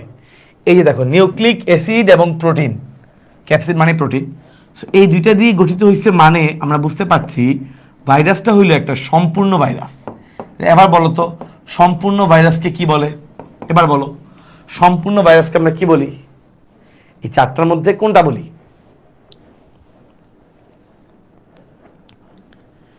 Very good. 2 নম্বরটা উত্তর হচ্ছে ভিরিয়ন। ভিরিয়নের লাস্টে ন আছে। আচ্ছা, ভেরি গুড। এবার আসি লাস্টে একটা শব্দ আছে নিউক্লিও ক্যাপসিড। অনেকে প্যাচ লাগাইতে পারো ভাইয়া, এখানে তো নিউক্লিও মানে নিউক্লিক অ্যাসিড, আবার ক্যাপসিডের কথাও বলছে, দুইটার কথাই আছে, তাই না? দুইটার কথাই আছে। এখন দুইটার কথাই থাকলে আপনি এটা না দাগে এটা কেন দাগাইছেন? কারণ এই কথাটা ইম্পর্টেন্ট, সংক্রমণ ক্ষমতাটা আছে এই ভিরিয়নের ক্ষেত্রে, বা ভিরিয়নের প্রিয়ন সবারই সংক্রমণ ক্ষমতা আছে, আগেই তোমার বারবার বলছিলাম। কিন্তু এইটার কোনো সংক্রমণ ক্ষমতা নাই, নিউক্লিও ক্যাপসিডের কোনো সংক্রমণ ক্ষমতা নাই, এই জন্য এটা ইম্পর্টেন্ট। নিউক্লিও ক্যাপসিডের কোনো সংক্রমণ ক্ষমতা নাই, এই জন্য এটা উত্তরটা হয় না, না হয়ে 2 নম্বরটাই হয়েছে। কারণ সংক্রমণ ক্ষমতা সম্পন্ন সম্পূর্ণ ভাইরাস হচ্ছে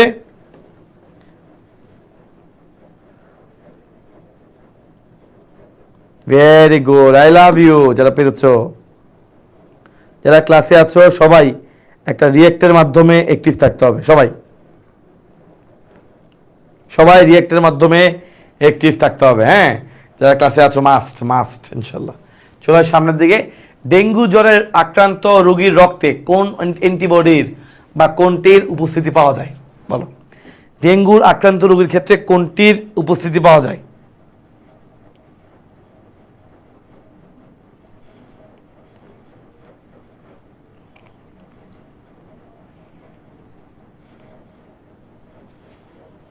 ভেরি গুড ভাইয়া, আইজিএম অ্যান্টিবডি। আইজিএম আমি তোমাদের ক্লাসে পড়েছি, আইজিএম এবং আইজিজি। আইজিএম আছে এখানে পেপিলোমা ভাইরাসের কারণে। পেপিলোমা ভাইরাস মানে এইচপিভি, হিউম্যান পেপিলোমা ভাইরাসের কারণে কোন রোগটি হয়? ভাইয়া অ্যানোজেনিটাল ক্যান্সার মানে জরায়ুর ক্যান্সার। কয়েকবার করে বলছি, এটাও কিন্তু ভার্সিটির প্রশ্ন। তাহলে পেপিলোমা ভাইরাসের কারণে কোন রোগটি হয়? জরায়ুর ক্যান্সার। Very good. এইচআইভি ভাইরাসের নিউক্লিক অ্যাসিড কেমন? ভাইয়া এইচআইভি হলো একটা আরএনএ ভাইরাস, কারণ ডিএনএ ভাইরাসের মধ্যে এটার নাম নাই। ডিএনএ ভাইরাসের মধ্যে এটার নাম নাই। ডিএনএ ভাইরাসের ছন্দটা ছিল এরকম, টিপুর ভাই টিটু ভ্যানিলা হতে ফ্রান্সে এলো, রাইট? সেইটা তো ডিএনএ ভাইরাস না, এটা আরএনএ ভাইরাস। আমরা সবাই জানি নর্মালি আরএনএ ভাইরাস হচ্ছে এক সূত্রক, সো এটাও হচ্ছে এক সূত্রক, এটা নিয়ে কোনো সন্দেহ নাই। তাহলে এক সূত্রক আরএনএ, ঠিক আছে? ওকে, মনে রাখবা এই এইচআইভি ভাইরাস কিন্তু আরেকটা এমসিকিউ, এটা হলো এক ধরনের রিট্রো ভাইরাস। রিট্রো ভাইরাস কাকে বলবো? রিট্রো ভাইরাস কাকে বলবো? যে ভাইরাসের রিভার্স ট্রান্সক্রিপশন হয়, যে ভাইরাসের রিভার্স ট্রান্সক্রিপশন হয়। ট্রান্সক্রিপশন মানে তো বুঝো নাকি?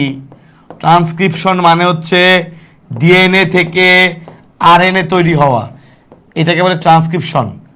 কিন্তু যদি উল্টা হয়, আরএনএ থেকে ডিএনএ তৈরি হয়, উল্টা হয়, তখন তাকে আমরা বলি রিভার্স ট্রান্সক্রিপশন। বুঝছো? এইচআইভি হচ্ছে এমন একটা রিট্রো ভাইরাস। আমাদের করোনার জন্য একটা পরীক্ষা ছিল না, পিসিআর পরীক্ষা, ওই পরীক্ষাতেও এই প্রক্রিয়াটা ইউজ করা হয়। ঠিক আছে, পারবা কিনা বলো? সবাই সত্যিকার অর্থে বলো তো ভাই, পারবা কিনা? ইনশাল্লাহ পারবা।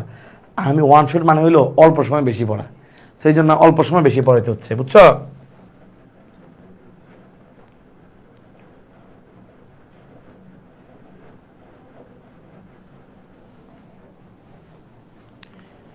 চলে আসি ব্যাকটেরিয়া।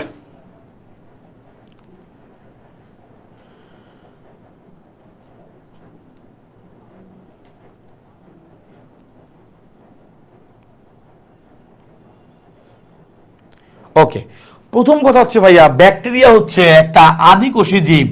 ব্যাকটেরিয়া হচ্ছে আদিকোষী। আদিকোষী মানে ওর মধ্যে কিছুই নাই, ওর মধ্যে অন্য কোনো অঙ্গাণু নাই, শুধুমাত্র রাইবোজোম আছে। আদিকোষী মানে ওর মধ্যে শুধুমাত্র রাইবোজোম আছে ভাই, এবং রাইবোজোমটা হচ্ছে 70S। রাইবোজোম তোমরা জানো দুই রকমের হয়, একটা 70, একটা 80। যেহেতু ব্যাকটেরিয়া আদিকোষ, আমরা সবাই জানি আদিকোষের রাইবোজোম হচ্ছে 70S ধরনের। আদিকোষের রাইবোজোম কেমন? 70S ধরনের, ঠিক আছে। এই ব্যাকটেরিয়া হচ্ছে আণুবীক্ষণিক ভাইয়া। ব্যাকটেরিয়া এত ছোট দেখতে অণুবীক্ষণ যন্ত্র লাগে, আর ভাইরাস এর চেয়েও বেশি ছোট। ভাইরাসকে দেখতে ইলেকট্রন মাইক্রোস্কোপ লাগে, এই জন্য ভাইরাসকে বলে অতি আণুবীক্ষণিক, বুঝছো?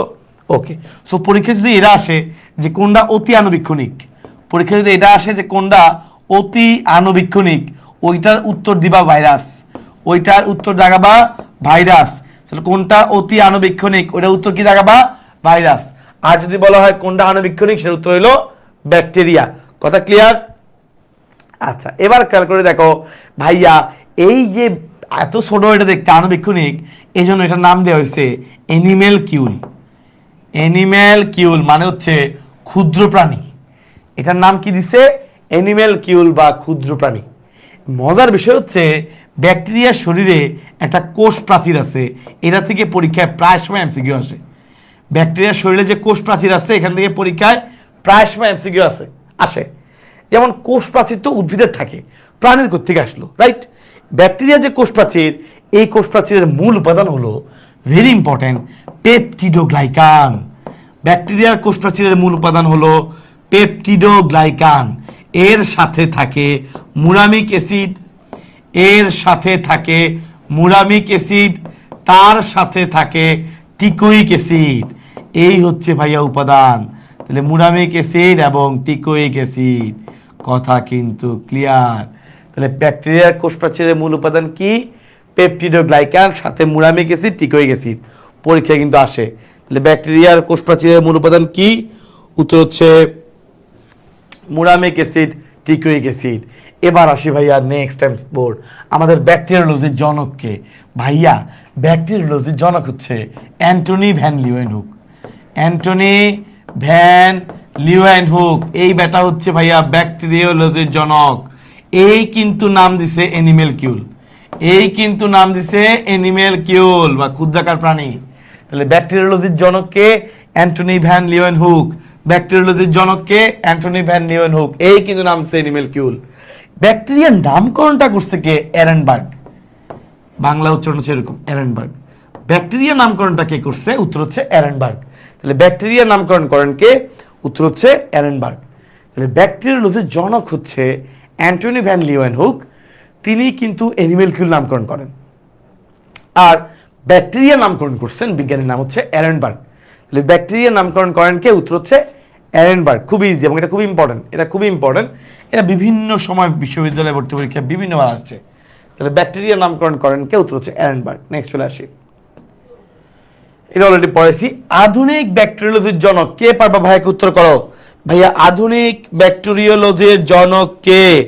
আধুনিক ব্যাকটেরিওলজির জনক হচ্ছে Louis পাস্তুর। Very very very important ভাইয়া। উনি কিন্তু মনে রাখবা, উনি কিন্তু এই লুই পাস্তুরই কিন্তু ব্যাকটেরিয়ার উপরে তত্ত্ব উপস্থাপন করছেন।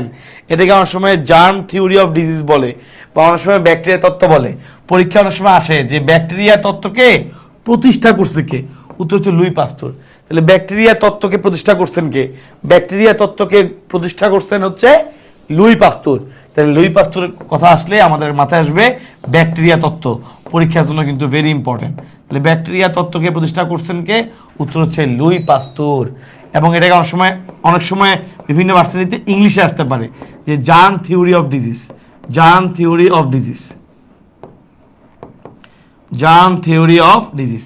তাহলে ব্যাকটেরিয়া তত্ত্বকে প্রতিষ্ঠা করছেন কে? উত্তর হচ্ছে Louis Pasteur, germ theory of disease. Done, সামনে আগাই। তাহলে উত্তর করো, কোন বিজ্ঞানী ব্যাকটেরিয়াকে অ্যানিমেল কিউল নাম দেন? ভাইয়াকে উত্তর করে দাও, কোন বিজ্ঞানী ব্যাকটেরিয়াকে অ্যানিমেল কিউল নামকরণ করেন?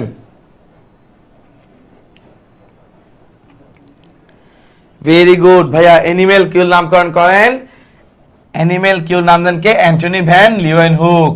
তাহলে ব্যাকটেরিয়াকে অ্যানিমেল কিউল নাম দেন কে? Antony van Leeuwenhoek. Very good. আচ্ছা, খেয়াল করুন, নেক্সট ভেরি ইম্পর্টেন্ট। কোন বিজ্ঞানী যক্ষা রোগের জীবন আবিষ্কার করছেন? ভাই, যক্ষা রোগের জন্য দায়ী ব্যাকটেরিয়ার নাম আগে শিখতে হবে। যক্ষা রোগের জন্য দায়ী ব্যাকটেরিয়ার নাম হচ্ছে মাইকোব্যাকটেরিয়াম। এটা খুবই ইম্পর্টেন্ট, বিভিন্ন সময় আসে। মাইকোব্যাকটেরিয়াম টিউবারকুলোসিস, বিভিন্ন সময়টা আসে যে মাইকোব্যাকটেরিয়াম টিউবারকুলোসিস। ভাইয়া, এইটা আবিষ্কার করছে কি? এই মাইকোব্যাকটেরিয়াম টিউবারকুলোসিস এটা আবিষ্কার করছে রবার্ট কচ। যক্ষা রোগের জন্য দায়ী ব্যাকটেরিয়া মাইকোব্যাকটেরিয়াম টিউবারকুলোসিস আবিষ্কার করছেন কে? Robert Koch. Robert Koch. Very good. Next খেয়াল করো ভাইয়া, জার্ম থিওরি অফ ডিজিজের প্রবক্তাকে? জার্ম থিওরি অফ ডিজিজ এর প্রবক্তাকে? খেয়াল করে দেখো, জার্ম থিওরি অফ ডিজিজ এটার প্রবক্তা হচ্ছে, একটু আগেই পড়িয়ে এসেছি, এইটার প্রবক্তা হচ্ছে লুইস পাস্তুর।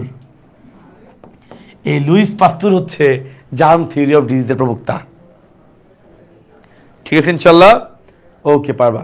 চলে আসি সামনের দিকে। এটা মাত্র পড়েছি, সেম টু সেম। কোন বিজ্ঞানী ব্যাকটেরিয়া নামকরণ করেন? কতবার আসছে দেখছো? কতবার আসছে? ব্যাকটেরিয়ার নামকরণ করেছে কে? পড়িয়েছি ভাইয়া, এরেনবার্গ। এই হচ্ছে ব্যাকটেরিয়ার নামকরণ করেছে, রাইট? পড়েছি না? এই যে ইনশাল্লাহ। সো এই এমসিকিউ গুলো সবাই পারবা, ঠিক আছে? ওকে, আমরা জানি ব্যাকটেরিয়া হচ্ছে আমাদের এক ধরনের বিয়োজক, রাইট? এটা তো সবাই এমনি পারো। নিচে কোনটা বিয়োজক? আমরা জানি ব্যাকটেরিয়া হচ্ছে আমাদের এক ধরনের বিয়োজক। ব্যাকটেরিয়া হচ্ছে এক ধরনের বিয়োজক। ব্যাকটেরিয়া সাধারণ গোষ্ঠী অলরেডি কয়েকটা পড়ায় ফেলছি। আমি এখন তোমাকে ব্যাকটেরিয়ার কিছু স্পেসিফিক জিনিস দেখাবো। যেমন ধরো ভাইয়া, ধরো এটা একটা ব্যাকটেরিয়া, ছবিটা খেয়াল করো। ব্যাকটেরিয়ার মধ্যে একটা রাইবোজোম তো থাকবেই, তো রাইবোজোম আছে, ভেরি গুড। এখন ভাইয়া, ব্যাকটেরিয়ার যে নিউক্লিয়াস তো আসলে নাই, সো ওর নিউক্লিক অ্যাসিডটা মুক্তভাবে ছড়ানো থাকে, এই জায়গাটাকে বলা হয় নিউক্লিওয়েড। তাহলে ব্যাকটেরিয়ার যেই জায়গায় নিউক্লিক অ্যাসিডটা ছড়ানো থাকে ওই জায়গাটাকে বলা হয় নিউক্লিওয়েড, ঠিক আছে? অনেক সময় ভিতর দিকে একটু ভাঁজ হয়, এটাকে বলা হয় মেসোজোম। এই মেসোজোমের কাজ হচ্ছে কোষ বিভাজনে সাহায্য করা। এই মেসোজোমের কাজ হচ্ছে কোষ বিভাজনে সাহায্য করা। ভাইয়া, এই ব্যাকটেরিয়ার চারপাশে অনেকগুলা এরকম দড়ির মতো, তন্তুর মতো ফ্লাজেলা থাকে। এই দড়ির মতো ফ্লাজেলা থাকে। এই ফ্লাজেলার কাজ কি? এই ফ্লাজেলা গুলো মূলত চলনে সহায়তা করে। এই ফ্লাজেলার কাজ হচ্ছে চলনে সহায়তা করা, ভেরি ইম্পর্টেন্ট। এই কাজ কিন্তু একবারে পড়ে ফেলতেছি, ভেরি ইম্পর্টেন্ট। নেক্সট ভাইয়া, পিলি থাকে। পিলি, নামের মধ্যে মিল আছে। পিলি, পিলি পথে, পিলি পথে পোষক কোষের সংযুক্তি। পথে পিলি, পথে পোষক কোষে সংযুক্তি। পথে পিলি, পথে পোষক কোষে সংযুক্তি। পথে পিলি, পথে পোষক কোষে সংযুক্তি। খুবই সিম্পল। পরীক্ষা আসতে পারে যে ব্যাকটেরিয়া তার কোন অংশের মাধ্যমে পোষক কোষে সংযুক্ত হয়? উত্তর হচ্ছে পিলি। তাহলে ব্যাকটেরিয়া তার কোন অংশের মাধ্যমে পোষক কোষে সংযুক্ত হয়? উত্তর হচ্ছে ভাইয়া পিলি, ঠিক আছে? ওকে, নেক্সট চলে আসবে। কয়টা এমসিকিউ আছে। বাধ্যতামূলক অবায়বীয় মানে বাতাস ছাড়া বাঁচে। মানে নাই, বায়বীয় বাতাস মানে অক্সিজেন নাই, অক্সিজেন ছাড়া বাঁচে। অক্সিজেন ছাড়া বাঁচে এমন কারা আছে? ভাইয়া, অক্সিজেন ছাড়া বাঁচে মানে কালা, অক্সিজেন নাই, কিছু নাই, কালা অন্ধকার রুমে পড়ে আছে। এইভাবে মনে রাখবা, হ্যাঁ? অক্সিজেন নাই, কিছু নাই, কালা অন্ধকার রুমে পড়ে আছে, তাহলে ক্লস্ট্রিডিয়াম। কালা মানে ক্লস্ট্রিডিয়াম। এইভাবে মনে রাখবা যে অক্সিজেন নাই, কিছু নাই, এই কালা অন্ধকার রুমে পড়ে আছে, ক্লস্ট্রিডিয়াম। অক্সিজেন নাই, কিছু নাই, কালা অন্ধকার রুমে পড়ে আছে, নাম কি? ক্লস্ট্রিডিয়াম। কথা ক্লিয়ার? অক্সিজেন নাই, কিছু নাই, পড়ে আছে কালা অন্ধকার রুমে, নাম কি? ক্লস্ট্রিডিয়াম। নাম হলো ক্লস্ট্রিডিয়াম। বুঝছো বন্ধু? Very good. আচ্ছা, এবার দেখো বাধ্যতামূলক বায়বীয়। ওকে, ভেরি গুড। তার মানে অক্সিজেন দিয়ে বাঁচে, ভেরি গুড, ঠিক আছে? তাহলে আজ অক্সিজেন দিয়ে বেঁচে আছি। ভাইয়া, আজ মানে আজ, এজোটোব্যাক্টর বেঁচে আছি। এজোটোব্যাক্টর, আজ অক্সিজেন দিয়ে বেঁচে আছি, এজোটোব্যাক্টর। ঠিক আছে? তাহলে বাধ্যতামূলক বায়বীয় মানে অক্সিজেন লাগবেই, বাঁচার জন্য অক্সিজেন লাগবেই। উদাহরণ কি বললাম? অ্যাজোটোব্যাক্টর। আমার নাম কি তুই জানো? এটা আগে আমার নাম, আমার সবাই চিনো কিনা আগে এটা দেখি। আমার নাম বলো আগে সবাই দেখি। আমাকে চিনো? আমাকে চিনো কিনা বলো, আমাকে চিনো কিনা বলো।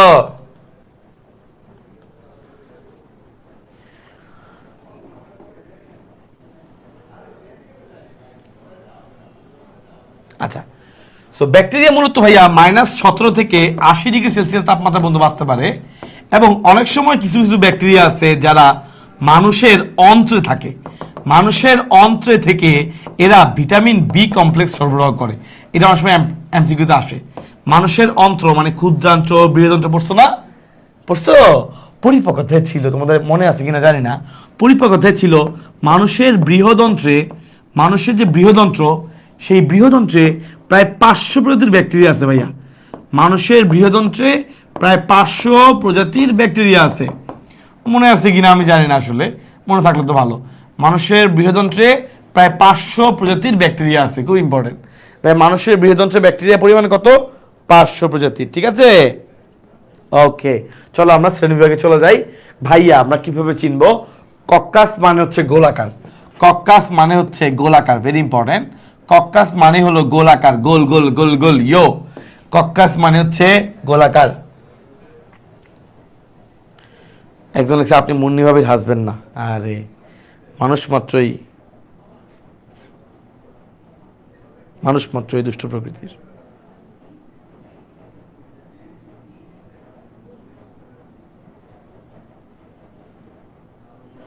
একজন হামিম ভাই লিখতে গিয়ে লিখছে হিম, HIMM, মানে কি একটা অবস্থা রে।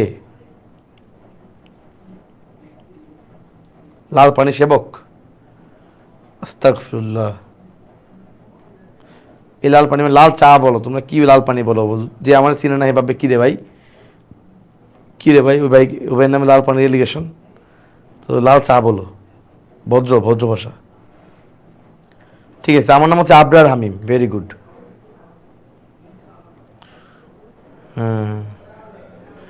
অচিনপুরের একমাত্র রাজপুত্র লিখছে আচ্ছা ভাইয়া আপনি বিবাহিত? বুঝলাম না। রাজপুত্র মানে ছেলে, তুমি যদি আমাদের প্রশ্ন করে দিলে কেমনে হবে? বুঝলাম না কাহিনী। দেশ যে কই যাচ্ছে। তোমার নাম, তুমি কি নাম রাখছো? অচিনপুরের রাজপুত্র, এটা কি নাম ভাই? তুমি আবার লিখছো অচিনপুরের একমাত্র রাজপুত্র। ওরে বাবা রে, কি লিখলো এটা? একমাত্র রাজপুত্র আমাদের ক্লাস করতেছে। আল্লাহ রহমত যে এত বড় একজন বিজ্ঞ ব্যক্তি আমাদের ক্লাসে আছে। একমাত্র রাজপুত্র, দুইজন হইলেও মানতাম বাইরে ভাই। একটা মাত্র রাজপুত্র, সে আবার আমার ক্লাসে আছে এখন, মাশাল্লাহ। না কি অবস্থা, বাকিরা বেঁচে আছো তো?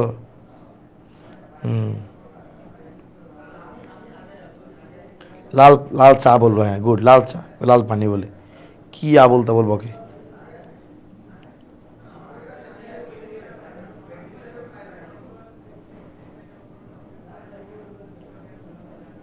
গুড। মুন্নি আপু কি আপনার ওয়াইফ? ভাইয়া ওরা সব কি বলে? আস্তাগফিরুল্লাহ, আমি বিয়ে করছি না, ওয়াইফ বানাই দিছে। চিনি না জানি না, শোনো আমার না বিয়ে সাথে হয় নাই বাবু।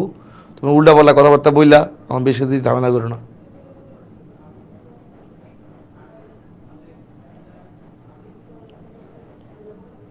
ঠিক আছে বন্ধু, চলো শুরু করি, চলো করি। ওকে চলো, খেয়াল করো ভাইয়া, কক্কাস মানে হচ্ছে গোলাকার। তাহলে খেয়াল করে দেখো, মাইক্রো মানে একটা, তাহলে একটা থাকলে বলো মাইক্রো কক্কাস। এবার উদাহরণগুলো খেয়াল করো। ডিপ্লোকক্কাস, উদাহরণের মধ্যে ডিপ্লোকক্কাস লেখা আছে। টেট্রাকক্কাস, উদাহরণের মধ্যেই টেট্রা কথাটা লেখা আছে। সো তুমি উদাহরণগুলো খেয়াল করবা। হ্যাঁ, উদাহরণের মধ্যেই ক্লু দেওয়া আছে যেগুলো, এগুলো তোমার বাড়তি করে মুখস্থ করতে হবে না। টেট্রাকক্কাস নামের মধ্যে টেট্রা লেখা আছে। নেক্সট খেয়াল করে দেখো, স্ট্রেপ্টোকক্কাস নামের মধ্যে লেখা আছে স্ট্রেপ মানে চেইন। সো এই ব্যাকটেরিয়াগুলা চেইনের মতো অবস্থান করে, একটার সাথে একটা একসাথে লেগে এইভাবে এরা চেইনের মতো অবস্থান করে। হ্যাঁ, স্টেফাইলোকক্কাস লাফালাফি করে। হ্যাঁ, সার্সিনা মোরা আসলে একটু দূরবর্তী স্থানে থাকে, কিন্তু কেউ কেউ ছেড়ে যায় না, এভাবে থাকে, কেউ কেউ ছাড়ে না আসলে। নামের মধ্যে মিল আছে, নামের মধ্যে মিল আছে, এটা নিয়ে প্যারা নাই। সো যেগুলো নামের মধ্যে মিল আছে এগুলো আসলে আমাদের বেশি এটা কষ্ট করতে হয় না। Okay, so I love you all, very good.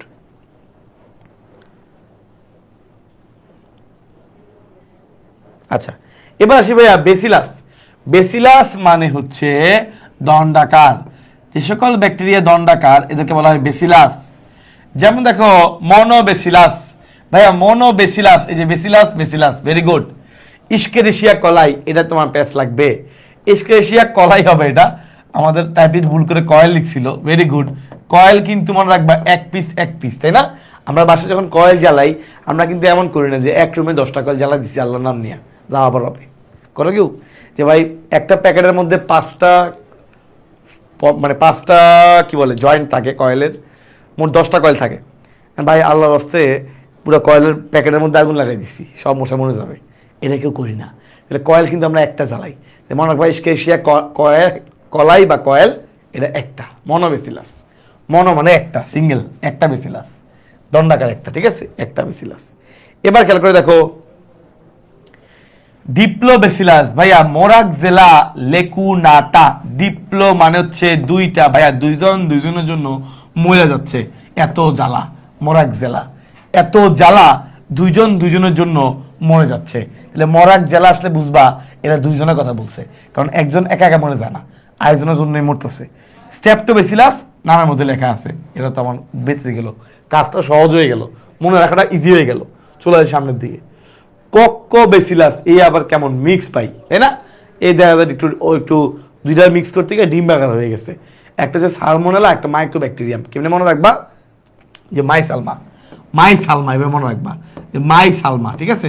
তাহলে মাইক্রোব্যাকটেরিয়া আর সালমোনেলা এরা হচ্ছে মিক্স করতে গেছে। হ্যাঁ, কক্কস মানে গোলাকার, বেসিলাস দণ্ডাকার, দুইটা মিক্স, ছেলেমেয়ে মিক্স, মাইসালমা। ওকে, পেলিসেড বেসিলাস, এই যে পেলিসেড পেডিয়া, পেলিসেড পেডিয়া নামের মধ্যে মিল আছে, ইনশাআল্লাহ তুমি মুখস্থ রাখতে পারবা। পেলিসেড পেডিয়া, বুঝছো? সামনে পরীক্ষা, কোনো চিন্তাই নাই। Very good. কমাকৃতি বা ভিব্রিও, ভেরি ইম্পর্টেন্ট। ভিব্রিও নামের মধ্যেই মিল আছে, ভিব্রিও কলেরা, এই যে ভিব্রিও কলেরা শেষ। স্পাইরিলাম নামের মধ্যে মিল আছে, স্পাইরাল মানে একটু আঁকাবাঁকা আকৃতির, সর্পিলাকৃতির নামের মধ্যে দেখো লিখতে পাচ্ছ স্পাইরিলাম, স্পাইরাল। বহুরূপী, এটা ভেবে মনে রাখবা, বহর মানে বহুরূপী রাইজোবিয়াম, বহুরূপী রাইজোবিয়াম গেল। এবার সামনের দিকে আগাই। স্টিলেট মানে স্টার বা তারা শিফট, তারকাকার নামের মধ্যে স্টেলা আছে, শেষ। বর্গাকৃতি, আমরা জানি বর্গের 4টা বাহু, এই দেখো কোয়াড্রা, মাঝখানে নামের মধ্যে কোয়াড্রা আছে, কোয়াড্রা মানে 4টা বাহু, কোয়াড্রেঙ্গেল পড়ছো না? ট্রায়াঙ্গেল, কোয়াড্রেঙ্গেল, এই যে। এবার খেয়াল করে দেখো ফিলামেন্টাস, এটা এমনি মনে রাখতে হবে, সেভাজেলা, সেভ দিয়ে মনে রাখতে পারো, বা তুমি যেমনি কিছু মনে রাখার সমস্যা নেই। Gram positive bacteria, very important ভাইয়া। এটা মনে রাখার ছন্দ আগে আমরা পড়াইতাম না, পরে কষ্ট জমা রাখা শুরু করছে। ভাই আমার জীবনে অনেক কষ্ট, কিন্তু এত কষ্ট কেন? কারণ গ্রাম পজিটিভ ব্যাকটেরিয়া ঠিক মতো পারি না। তাহলে ভাই গ্রাম পজিটিভ ব্যাকটেরিয়া মনে রাখার ছন্দ হইলো 1,00,000 কষ্ট, 1,00,000 কষ্ট। এই হচ্ছে আমাদের গ্রাম পজিটিভ ব্যাকটেরিয়া। এক মানে হচ্ছে একটিনোব্যাকটেরিয়া, তাহলে 1,00,000 কষ্ট। এক মানে হচ্ছে একটিনোব্যাকটেরিয়া, ঠিক আছে? একটিনোব্যাকটেরিয়া। লতে হচ্ছে ল্যাকটিক অ্যাসিড ব্যাকটেরিয়া, লতে হচ্ছে ল্যাকটিক অ্যাসিড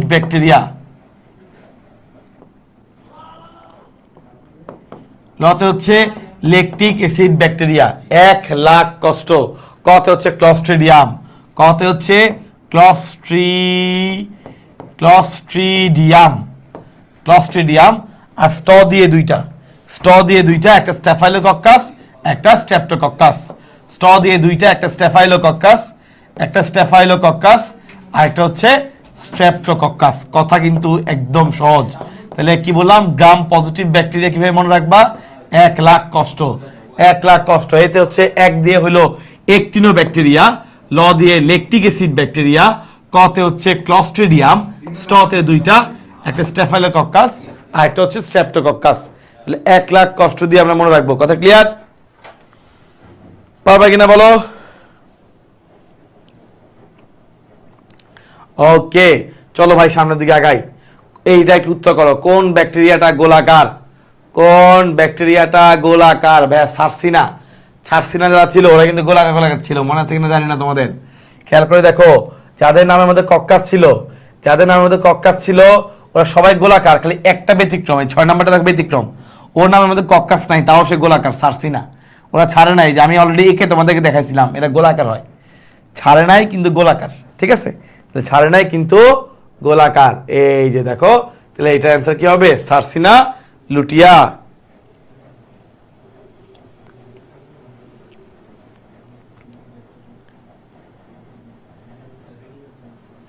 একজন বলছে ভাইয়া আপনিও কি হৃদয় ভাইয়ের মতো কিডনি বিক্রি করে পাঞ্জাবে নিচ্ছেন? না ভাই, পাঞ্জাবে কিন্তু কিডনি বিক্রি করা লাগে না।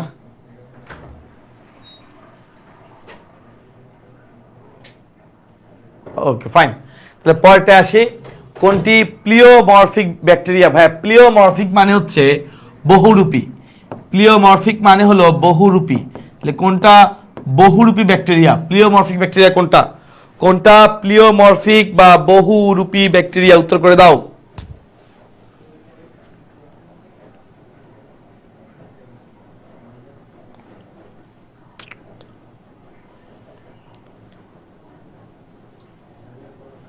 হ্যাঁ, বহুরূপী হচ্ছে রাইজোবিয়াম। Very good. তাহলে কোনটা বহুরূপী ব্যাকটেরিয়া? রাইজোবিয়াম। নেক্সট চলে আসে, কোনটি গ্রাম পজিটিভ ব্যাকটেরিয়া? পয়সিকটা কি ছন্দ? কোনটা গ্রাম পজিটিভ ব্যাকটেরিয়া? উত্তর করো। কোনটা গ্রাম পজিটিভ ব্যাকটেরিয়া? উত্তর করে দাও।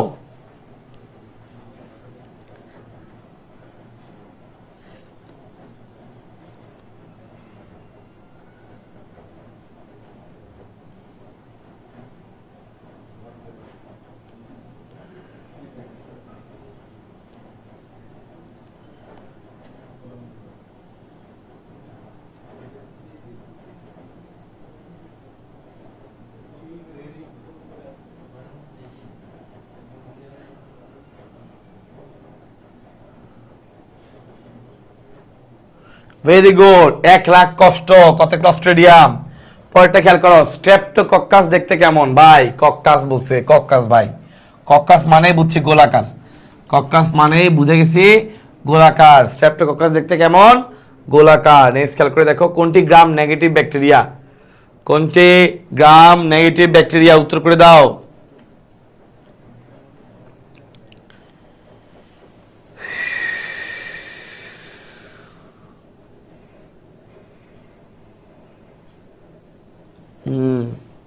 উত্তর করিতে থাকো।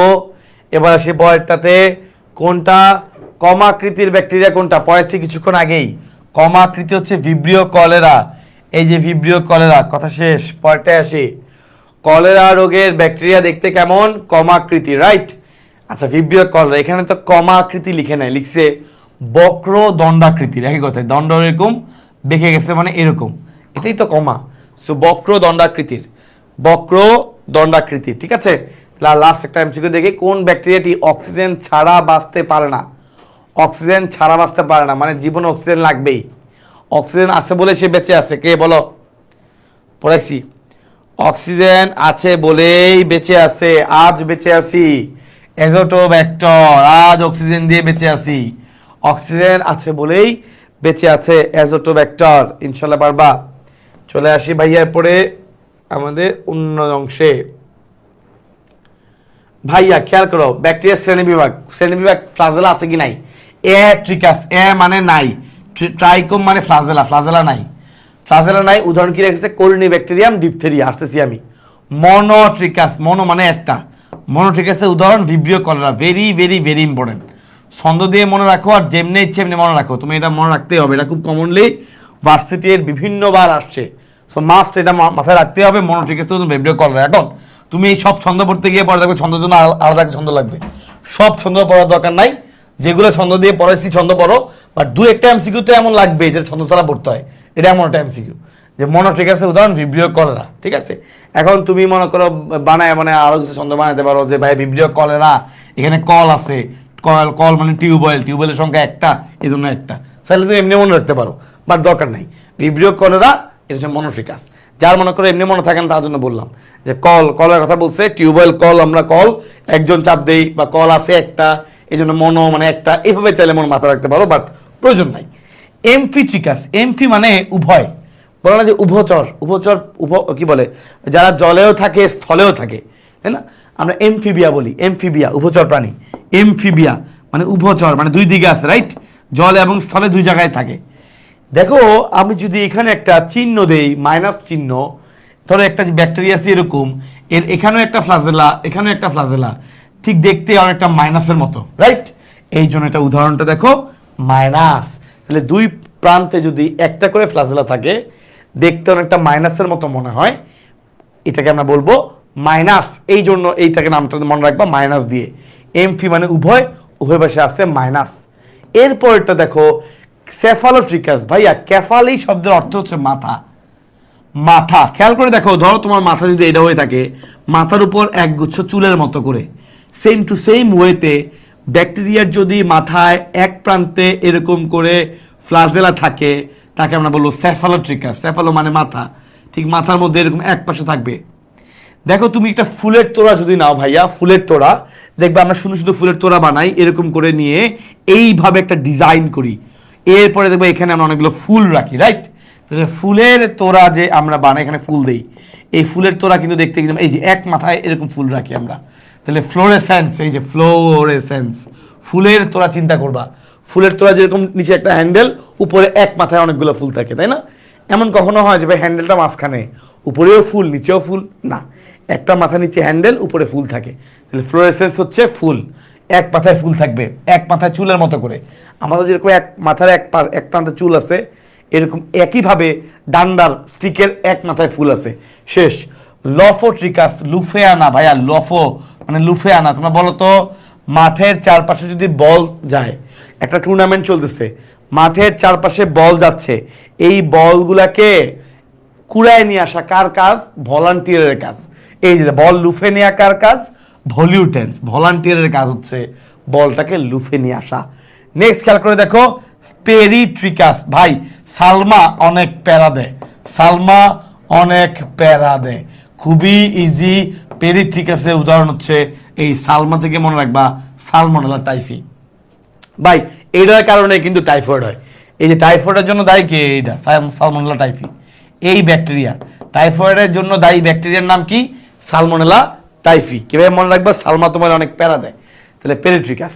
সালমা হচ্ছে পেরিট্রিকাস। কথা বুঝছো? ক্লিয়ার? ওকে, চলে আসি ইনশাআল্লাহ সামনের দিকে। কোন ব্যাকটেরিয়ায়, বলো ভাইয়া তোমরা এটা আমার উত্তর করো, একটা মাত্র ফ্লাজেলা থাকে? ঢাকা ইউনিভার্সিটির প্রশ্ন। কোন ব্যাকটেরিয়ায় একটা মাত্র ফ্লাজেলা থাকে? বলো, মাত্র পড়াইছি। কোন ব্যাকটেরিয়ায় একটা মাত্র ফ্লাজেলা থাকে? উত্তর করো। কোন ব্যাকটেরিয়ায় একটা মাত্র ফ্লাজেলা থাকে? ভাইয়া মাত্র পড়েছি, ভিব্রিও কলেরা। কারণ এটা কল মানে একটা, চাইলে এমনি মনে রাখতে পারো, আর এমনিতে মুখস্থ তুমি অলরেডি করে ফেলছো আমি জানি। তাহলে একটা মাত্র ফ্লাজেলা থাকে, উত্তর হচ্ছে ভিব্রিও কলেরা। পরেরটা উত্তর করো, এমফিট্রিকাসের ব্যাকটেরিয়ায় কয়টি ফ্লাজেলা থাকে? বলো, এমফিট্রিকাস ব্যাকটেরিয়ায় কয়টি ফ্লাজেলা থাকে? উত্তর করো, এমফিট্রিকাস ব্যাকটেরিয়ায় কয়টি ফ্লাজেলা থাকে?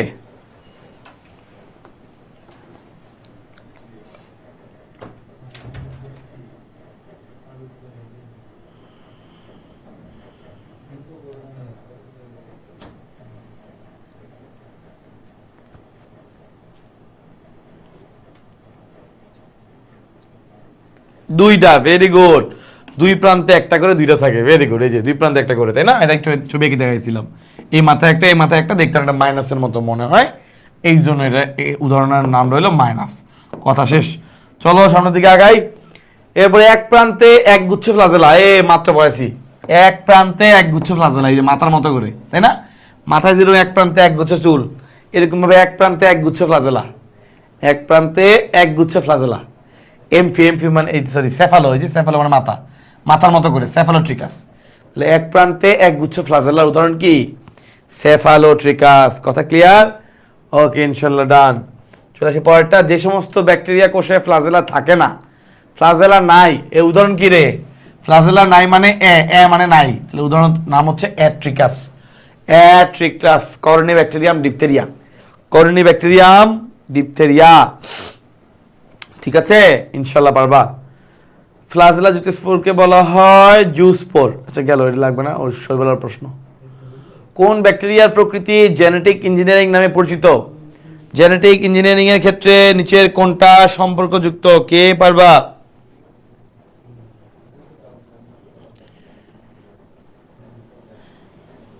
ভাইয়া মনে রাখবা, ইকোলাই কোষে প্লাজমিড পাওয়া যায়।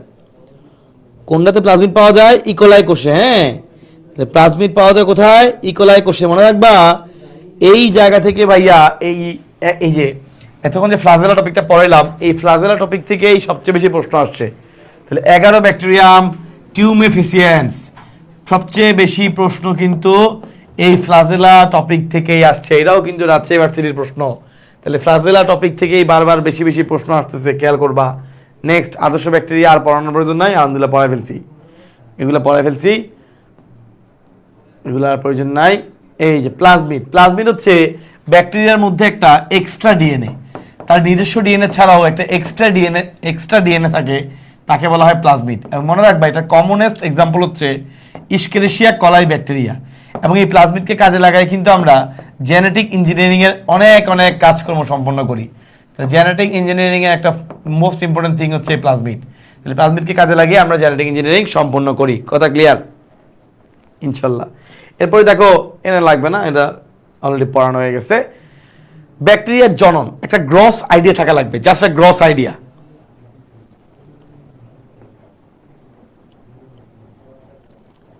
আচ্ছা ওকে, যেমন ব্যাকটেরিয়ার ক্ষেত্রে ভাইয়া দ্বিভাজন প্রক্রিয়ায় বংশবৃদ্ধি হয়, এবং এইটা হচ্ছে এক ধরনের অ্যামাইটোসিস প্রক্রিয়া। তোমরা এটা পারো।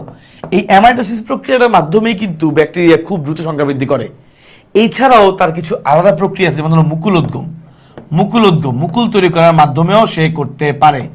তবে ভাইয়া ব্যাকটেরিয়ার মোস্ট ইম্পর্টেন্ট থিং হচ্ছে, তার এমসিকিউতে আসার মতো টপিক হলো যৌন জনন। যৌন জনন কিভাবে ভাইয়া, খেয়াল করো। ব্যাকটেরিয়ার যৌন জনন হচ্ছে 3 ধরনের, নামটা পড়বা। একটা হচ্ছে কনজুগেশনের মাধ্যমে, একটা হচ্ছে কনজুগেশনের মাধ্যমে, একটা হচ্ছে ট্রান্সফরমেশন, একটা হচ্ছে ট্রান্সফরমেশন, আর একটা হচ্ছে ট্রান্সডাকশন। ভাইয়া ট্রান্সফরমেশন যেটা, এটা হচ্ছে পরিবেশের সাথে সম্পর্ক।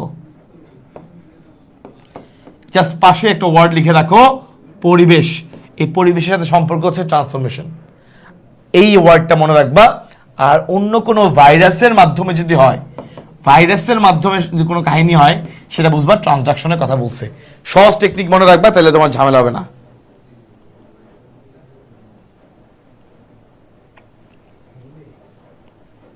হ্যাঁ আসছে, ট্রিকের মাধ্যমে বলে ভাবির নাম জেনে গেছি। কি একটা ব্যাককলার মতো কথাবার্তা বলে। যদি আমার ধরো আসলে সাপোজ ধরো আমি বলো তোমাদের ভাবির নাম মনে করো, তারপর বিয়ে করছি আমি, যদি আমি করি নাই, ধরো তুমি করলাম, করে মনে করো লুকে রাখছি আমি সবার কাছ থেকে সাপোজ, এবং ওখানে ভাবির যে নামটা তোমার কাছে মনে হয় আমি এতটা বেকুব, আমি ট্রিক্সের মাধ্যমে তোমার ওই নামটা বলে দিব। বুঝলাম না কাহিনীটা। ঠিক আছে, ওকে, গেল সামনের দিকে আগাই। তাহলে ব্যাকটেরিয়ার জনন থেকে কয়েকটা মনে রাখবা, কনজুগেশন, ট্রান্সফরমেশন, ট্রান্সডাকশন। পরিবেশ বললে ট্রান্সফরমেশন হবে, আর ভাইরাসের মাধ্যমে বললে ট্রান্সডাকশন হবে। কথা ইনশাল্লাহ ক্লিয়ার? আচ্ছা, এবার আমরা ভাইরাসের কিছু ইম্পর্টেন্স পড়বো, যেটা খুব কমনলি আসে। ভাইয়া অ্যান্টিবায়োটিক মুখস্থ করবা। নাইট্রোজেন সংবন্ধনে কাজ করে 3টা ব্যাকটেরিয়া, নাম হলো এসিপি, অ্যাজোটোব্যাক্টর, ক্লস্ট্রিডিয়াম, সিউডোমোনাস। বই থেকে নাম পড়বা। ছন্দ কি বললাম? এসিপি, অ্যাজোটোব্যাক্টর, ক্লস্ট্রিডিয়াম, না বলে লিখে দিই বাবু, অ্যাজোটোব্যাক্টর, ক্লস্ট্রিডিয়াম এবং সিউডোমোনাস। কথা শেষ। নাইট্রিফিকেশনে কাজ করে ভাইয়া যে ব্যাকটেরিয়াগুলো, তাদের নামের মধ্যে নাইট্রো থাকবে, নাইট্রো থাকবে, নাইট্রোসোমোনাস, নাইট্রোকক্কাস, নামের মধ্যে নাইট্রো থাকবে। কথা ক্লিয়ার? নাইট্রোজেন সংবন্ধনে আরেকটা স্পেশাল এমসিকিউ আছে, সেটা হচ্ছে শিম জাতীয় উদ্ভিদের মূলে এমন কিছু নডিউল থাকে যারা রাইজোবিয়াম জাতীয় ব্যাকটেরিয়া। শিম রাইজোবিয়াম, এমন কিছু নডিউল থাকে যাদের মধ্যে রাইজোবিয়াম জাতীয় ব্যাকটেরিয়া থাকে, ওরা মূলত নাইট্রোজেন সংবন্ধন করতে পারে। এটাও একটা স্পেশাল এমসিকিউ, ঠিক আছে? সো ইনশাল্লাহ সবাই খেয়াল করবা। এবার চলে আসি পতঙ্গনাশক, বেসিলাস থুরিঙ্গিয়েন্সিস। তোমরা এটা জীবপ্রযুক্তি অধ্যায় পড়বা। বিটি বেগুন নাম শুনছো? বিটি বেগুন, এই বিটি মানে বেসিলাস থুরিঙ্গিয়েন্সিস, বেসিলাস থুরিঙ্গিয়েন্সিস। শেষ। চা কফি তামাক এগুলো হইল ভাই বড় বড় মেগা ফ্যাক্টরির কাজ, এই জন্য নামের মধ্যে মেগা আছে। শেষ। চা কফি তামাক বড় বড় মেগা ফ্যাক্টরির কাজ, নামের মধ্যে মেগা আছে। দুগ্ধজাত শিল্প, দুধের কথা বলছে, দুধ বলে ল্যাকটিস, ল্যাকটিস ল্যাক্টো, নামের মধ্যে ল্যাক্টো আছে, দুধের কথা বলছে। দুধ ল্যাক্টো পাইলেই বুঝো দুধ, কারণ ল্যাকটোজ হলো দুধের শর্করা। সো নামের মধ্যে তুমি যদি ল্যাক্টো পাও, ল্যাক্টো দিয়ে কোনো কিছু পাও, বুঝবা দুধের কিছু বুঝাইছে। ক্লিয়ার? সো নামের মধ্যে ল্যাক্টো কিছু পেলে বুঝবা দুধের কথা বোঝানো হয়েছে।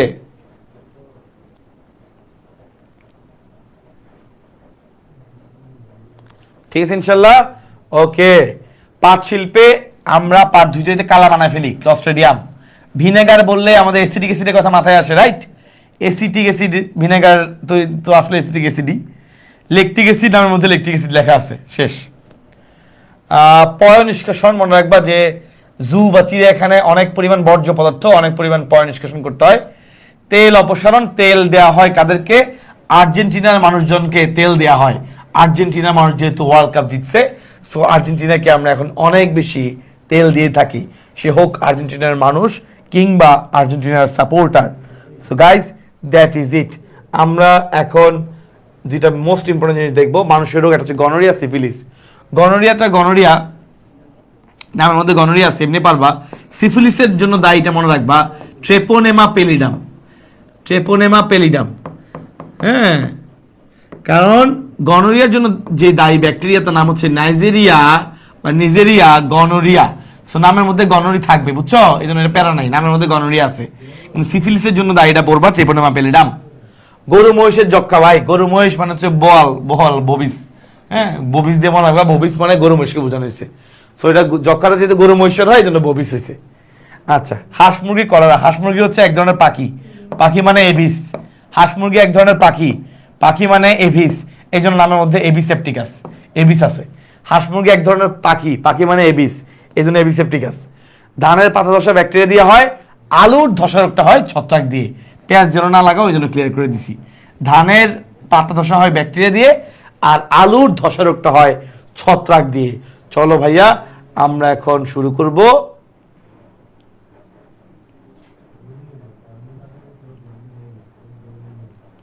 এই প্রশ্ন উত্তর করো, কোনটি তেল জাতীয় বর্জ্য অপসারণে ব্যবহৃত হয়?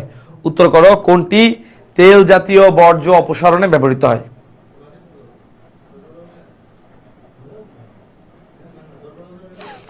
কোনটি তেল জাতীয় বর্জ্য অপসারণে ব্যবহৃত হয়? যারা ক্লাসটা করছো, তোমাদের মধ্যে বন্ধু বান্ধবের কাছে কাজটা শেয়ার করেছো আজকে? করলে তো আলহামদুলিল্লাহ, ভালো। সবাই তার রিয়েক্টের মাধ্যমে অ্যাক্টিভ থাকবা, সবাই রিয়েক্টের মাধ্যমে অ্যাক্টিভ থাকবা। Very good. কেউ ঘুমানো যাবে না, এইচ এন্ড এভরিওয়ান। জাগ্রত বিদ্যা। জীবন নিয়ে হতাশ সবাই হয়, টেনশন নিলে নেকা, টেনশন দেনে কায়। Very good. উত্তর হচ্ছে আর্জেন্টিনা। ভাই তেল জাতীয় বর্জ্যের কথা বলছে, তোমার মাথায় ঢুকছে আর্জেন্টিনার কথা। থ্যাংক ইউ, তুমি ভালো স্টুডেন্ট। আচ্ছা, কোনটি ভিনেগার তৈরিতে ব্যবহৃত হয়? বলো, কোনটি ভিনেগার তৈরিতে ব্যবহৃত হয়? তার মানে আমি এখন যে ব্যবহারগুলো পড়াইছি, এই ব্যবহারগুলো তোমাদের এডমিশন টেস্টের জন্য 200% ইম্পর্টেন্ট। এই ব্যবহার থেকে ইনশাল্লাহ প্রশ্ন আসতে পারে। বলে দাও, কোনটি ভিনেগার তৈরিতে ব্যবহৃত হয় বন্ধু? ভিনেগার তৈরিতে ব্যবহৃত হয় acetic acid. You all know this thing. Very good. সূত্র হচ্ছে Acetobacter. Thank you very much. Next জায়গায় চলে আসি, খেয়াল করে দেখো, কোনটি মিথজীবী পদ্ধতিতে নাইট্রোজেন সংবন্ধন করে? এখানে মিথজীবী পদ্ধতিতে নাইট্রোজেন সংবন্ধন করে কারা? উত্তর করে দাও। মিথজীবী পদ্ধতিতে নাইট্রোজেন সংবন্ধন করে কে?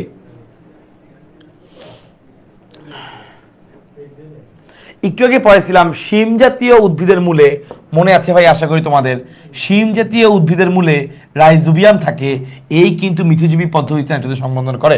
সো এখানে যে শব্দটা ইম্পর্টেন্ট সেটা হচ্ছে মিথজীবী পদ্ধতি। মিথজীবী পদ্ধতিতে নাইট্রোজেন সংবন্ধন করে বললেই তোমার মাথায় আসবে শিম জাতীয় উদ্ভিদের কথা, এবং শিম জাতীয় উদ্ভিদের মূলে নাড়িউলে এই রাইজোবিয়াম ব্যাকটেরিয়া আছে যে ব্যাটারি নাইট্রোজেন সংবন্ধন করে থাকে। ঠিক আছে? আচ্ছা, সবাই আজকে ক্লাসটা কেমন লেগেছে অবশ্যই বন্দিবাসালা গ্রুপে একটা রিভিউ জানাবা তোমার ক্লাসটি কেমন লেগেছে। ঠিক আছে ইনশাল্লাহ। চলে আসি ভাইয়া নেক্সট। অনেক বলছি, এগুলা আর এমসিকিউ সলভ দরকার নাই, তোমরা ইনশাল্লাহ করে ফেলবা। চলে আসি আমরা এখন ম্যালেরিয়া টপিকে। ম্যালেরিয়া ভাইয়া, ম্যালেরিয়ার জন্য দায়ী মশার নাম হচ্ছে অ্যানোফিলিস মশা। মশা তো বলা যাবে না, এটা হচ্ছে মশকি। তাহলে ম্যালেরিয়ার জন্য দায়ী মশকি হচ্ছে অ্যানোফিলিস মশকি, এবং এই ম্যালেরিয়ার কারণে তোমার আরবিসি ধ্বংসপ্রাপ্ত হয়, লোহিত রক্তকণিকা ধ্বংসপ্রাপ্ত হয়। তাহলে ম্যালেরিয়া রোগটা যেই পরজীবী দিয়ে হয়, সেই পরজীবীটা আসলে এটা মশকি দ্বারা হয়, এই জন্য এটাকে বলা হয় পরজীবী গঠিত রোগ। এটাকে বলা হয় পরজীবী গঠিত রোগ, কারণ এটা ভাইরাস এবং ব্যাকটেরিয়া না, এটা আলাদা মশা দিয়ে হয়, এই জন্য বলা হয় পরজীবী ঘটিত রোগ। এই ম্যালেরিয়াকে বলা হয় পরজীবী ঘটিত রোগ। প্লাজমোডিয়াম গণের প্রায় 60টা প্রজাতি এই ম্যালেরিয়ার জন্য দায়ী হলেও ভাইয়া, প্লাজমোডিয়াম গণের গণ এবং প্রজাতি আমরা সবাই জানি, তাই না? গণের পরে তো প্রজাতি হয়। তাহলে প্লাজমোডিয়াম গণের 60টা প্রজাতি এই ম্যালেরিয়ার জন্য দায়ী হলেও মানুষের শরীরে কিন্তু 60টাই রোগ তৈরি করে না। মানুষের শরীরে রোগ তৈরি করে 4টা প্রজাতি। তাহলে মানুষের শরীরে রোগ তৈরি করে কয়টা? 4টা প্রজাতি। তাহলে মানুষের শরীরে রোগ তৈরি করে 4টা প্রজাতি। নেক্সট চলে আসি, এই 4টা পরজীবী কারা কারা? প্লাজমোডিয়াম ফেলসিপ্যারাম সবচেয়ে বেশি dangerous, most dangerous, plasmodium vivax, plasmodium ovale, plasmodium malaria, মোট 4টা আছে ভাইয়া। এখন এদেরকে আমার মনে রাখতে হবে একটা স্পেশাল টেকনিকে। কোনটার বাংলার নাম কি তুমি হয়তো পারো না, কিন্তু তোমার টেকনিক খেয়াল রাখলে তুমি ইনশাল্লাহ ওই বাংলা নাম আর ভুলবা না। তাহলে মানুষের, সবাই ভাইকে কমেন্ট বক্সে উত্তর করো, মানুষের শরীরে আক্রান্ত করে ম্যালেরিয়ার কয়টা পরজীবী? মানুষের শরীরে আক্রমণ করে ম্যালেরিয়ার কয়টা পরজীবী? ভাইয়া এইটা আমরা মনে রাখবো কিভাবে? তোমরা যারা আমার আগের স্টুডেন্ট তোমরা সবাই পারো। ফোভাম। ফোভাম ফোভাম মানে হচ্ছে এই যে এফ মানে হচ্ছে প্লাজমোডিয়াম ফেলসিপ্যারাম, ও মানে প্লাজমোডিয়াম ওভালি, ভি মানে প্লাজমোডিয়াম ভাইভেক্স, এম মানে প্লাজমোডিয়াম ম্যালেরিয়া। নেক্সট আসি, বাংলা নামটা কিভাবে মনে রাখবো? যে মালেক একটা বেটা, সে হইল মৃদুল নামে একটা ছেলের, মালেক হচ্ছে মৃদুলের একটা কেয়ারটেকার। তাহলে মালেক মৃদুলের বানানো কেয়ারটেকার। তাহলে ভাই মালেক মৃদুলের বানানো কেয়ারটেকার, সহজ হিসাব। তাহলে মালেক মৃদুলের বানানো কেয়ারটেকার। ভাইয়া মালেক মানে হচ্ছে মেলিগনেন্ট ম্যালেরিয়া।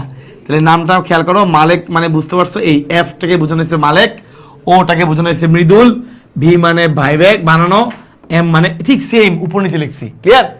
তার মানে ভাইয়া যেটা প্লাজমোডিয়াম ফেলসিপ্যারাম এটাই হচ্ছে মেলিগনেন্ট ম্যালেরিয়া। মালেক মানে হচ্ছে মেলিগনেন্ট। যেটা ওভালি এটা হচ্ছে মৃদু, মৃদু মানে মৃদু টার্সিয়ান ম্যালেরিয়া, তোমার দেখবে লেখা আছে। যেটা ভাইভেক্স মানে হচ্ছে বানানো, বানানো মানে বিনাইন ম্যালেরিয়া, বিনাইন ম্যালেরিয়া। যেটা কেয়ারটেকার মানে হচ্ছে কোয়ার্টান, তার মানে এটা হচ্ছে ভাইয়া কোয়ার্টান ম্যালেরিয়া। এটা হচ্ছে ভাইয়া কোয়ার্টান ম্যালেরিয়া। এই হচ্ছে ভাইয়া কথা শেষ, এই হচ্ছে ভাইয়া কথা শেষ। এবার আসি সুপ্তিকাল। কে কয়দিন পর জ্বর আনে? কয়দিন পর জ্বর আসে ভাইয়া? 8, 11, 12, 18 সিরিয়ালি মুখস্থ রাখবা। 8, 11, 12, 18। তাহলে 8 দিন পর, 11 দিন পর, 12 দিন পর, 18 দিন পর। তাহলে কতদিন পর জ্বর আসে? এটা হলো সুপ্তিকাল। 8, 11, 12, 18। 8, 11, 12, 18। নেক্সট, কত ঘন্টা পর পর জ্বর আসে? জ্বর কত ঘন্টা পর পর আসে ভাইয়া? এটাও মনে রাখবে সিরিয়ালি। 36, 48, 48, 72। 36, 48, 48, 72। দেখো তোমার মুখস্থ হয়েছে কিনা। ফোভাম। ফোভাম মালেক মৃদুলের বানানো কেয়ারটেকার। ফোভাম মালেক মৃদুলের বানানো কেয়ারটেকার। 8, 11, 12, 18। সুপ্তিকাল কত? 8, 11, 12, 18। সুপ্তিকাল কত? 8, 11, 12, 18। জ্বরের সময় কত? 36, 48, 48, 72। জ্বরের সময় কত? 36, 48, 48, 72। জ্বরের সময় কত? 36, 48, 48, 72। আমি যে এতবার করে বলতেছি ইনশাল্লাহ আমি তো পারবো, ঠিক আছে? তুমি কি পারবা? ইনশাল্লাহ পারবা। এবার আসি ভাইয়া কিছু স্পেশাল এমসিকিউ। এই যে অ্যানোফিলিস মশকি দিয়ে ম্যালেরিয়া হয়, এটা আবিষ্কার করছে স্যার রোনাল্ড রস। এটা একটা স্পেশাল এমসিকিউ। অ্যানোফিলিস মশকি দিয়ে যে হয় এটা আবিষ্কার করেছে স্যার রোনাল্ড রস।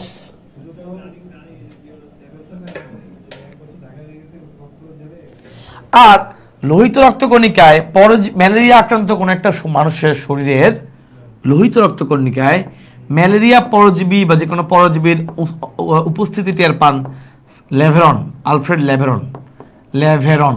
এই দুটা বিজ্ঞানী আছে, এনে একটু ভালো করে দেখবা। তাহলে অ্যানোফিলিস মশকি যে দায়ী এটা বলছে স্যার রোনাল্ড রস। আর আরবিসি মধ্যে পরজীবীর অস্তিত্ব পানকে উত্তর হচ্ছে স্যার লেভেরন। পরজীবীর অস্তিত্ব পান sir Laveran. I love you all. Very good. চলে সামনের দিকে। দশার গুরুত্ব, এইটা একটা মজার বিষয়। পরীক্ষার হলে ম্যাক্সিমাম প্রশ্ন এক জায়গা থেকে আসে। একটা মশা যখন তোমাকে কামড় দেয়, মশার শরীর থেকে যেই জীবাণুটা, তো এটা হচ্ছে একটা মশা, কোন মশা আমি জানি না, কিন্তু এটা মশা। এই মশা মনে করো তোমার মধ্যে তোমাকে কামড় দিল, তোমার শরীরে মশার যে জীবাণুটা ঢুকবে, যে দশায় এই ম্যালেরিয়া জীবাণু ঢুকবে, তার নাম হচ্ছে sporozoite. Very very very important ভাইয়া, এটা পরীক্ষায় বারবার আসে যে মশকের শরীর থেকে যেই দশায় জীবাণুটি মানুষের শরীরে প্রবেশ করে, তাহলে মানুষের শরীরে স্টার্টিং হয় স্পোরোজয়েট দশায়। তাহলে খুবই ইম্পর্টেন্ট এবং এইটাই পরীক্ষা বারবার আসে।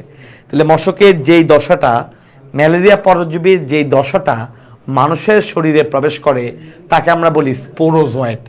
এইটা যখন ভাইয়া মানুষের যকৃতের কোষে ঢুকার পরে এইটা একটু গোলাকার হয়, একটু কিপটা হয়, তখন তার নাম হয়, এই গোলাকার অবস্থার নাম হয় ক্রিপ্টোজয়েট। তার মানে আমার কথা হচ্ছে একটাই, যে স্পোরোজয়েটের পরবর্তী দশার নাম কি? উত্তর হলো ক্রিপ্টোজয়েট। এবং নেক্সট এমসিকিউ, ক্রিপ্টোজয়েটের আকৃতি কেমন? কিপটা, গোলাকার। তোমরা জানো গোলাকার অবস্থায় কিন্তু সে মোটামুটি সবচেয়ে কম ক্ষেত্রফলে থাকতে পারে, কিপটা, গোলাকার।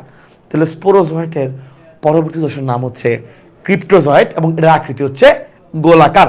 ইনশাল্লাহ পারবা ভাইয়া। এরপরে খেয়াল করে দেখো, এইটার পরে অনেক দশা হয়, এগুলো আমার এমসিকিউতে আসে না। আমার এমসিকিউতে আসে এরকম একটা দশা পাওয়া যায়, যখন তুমি দেখবা এরকম অনেকগুলো নিউক্লিয়াস, একটা কোষের মধ্যেই অনেকগুলো নিউক্লিয়াস দেখতে পাবা। এই যে একটা কোষের মধ্যেই অনেকগুলো নিউক্লিয়াস দেখতে পাবা, এই অবস্থাটাকে বলা হয় সাইজন্ট। একই কোষে অসংখ্য নিউক্লিয়াস, বহু নিউক্লিয়াস বিশিষ্ট এই দশাটাকে আমরা বলি সাইজন্ট। বুঝতে পেরেছো কিনা আমাকে একটু জানাও। ক্লিয়ার? তাহলে একই কোষের মধ্যে যখন এরকম অসংখ্য নিউক্লিয়াস থাকে, বহু নিউক্লিয়াস বিশিষ্ট এই দশাটাকে আমরা বলি সাইজন্ট। ক্লিয়ার? তাহলে একই কোষের মধ্যে অসংখ্য নিউক্লিয়াস এবং এই দশাটাকে আমরা বলবো সাইজন্ট। আশা করি সবাই ইনশাআল্লাহ পারবা। ঠিক আছে? তাহলে এই কয়েকটা এমসিকিউ আমাদের এই দশার প্রথম পার্টে আছে। আচ্ছা ফাইন। এখন আমাকে একটু বলো তো, মানুষের জ্বর আসে কোন কণিকার কারণে? মানুষের জ্বর আসে কোন কণিকার কারণে?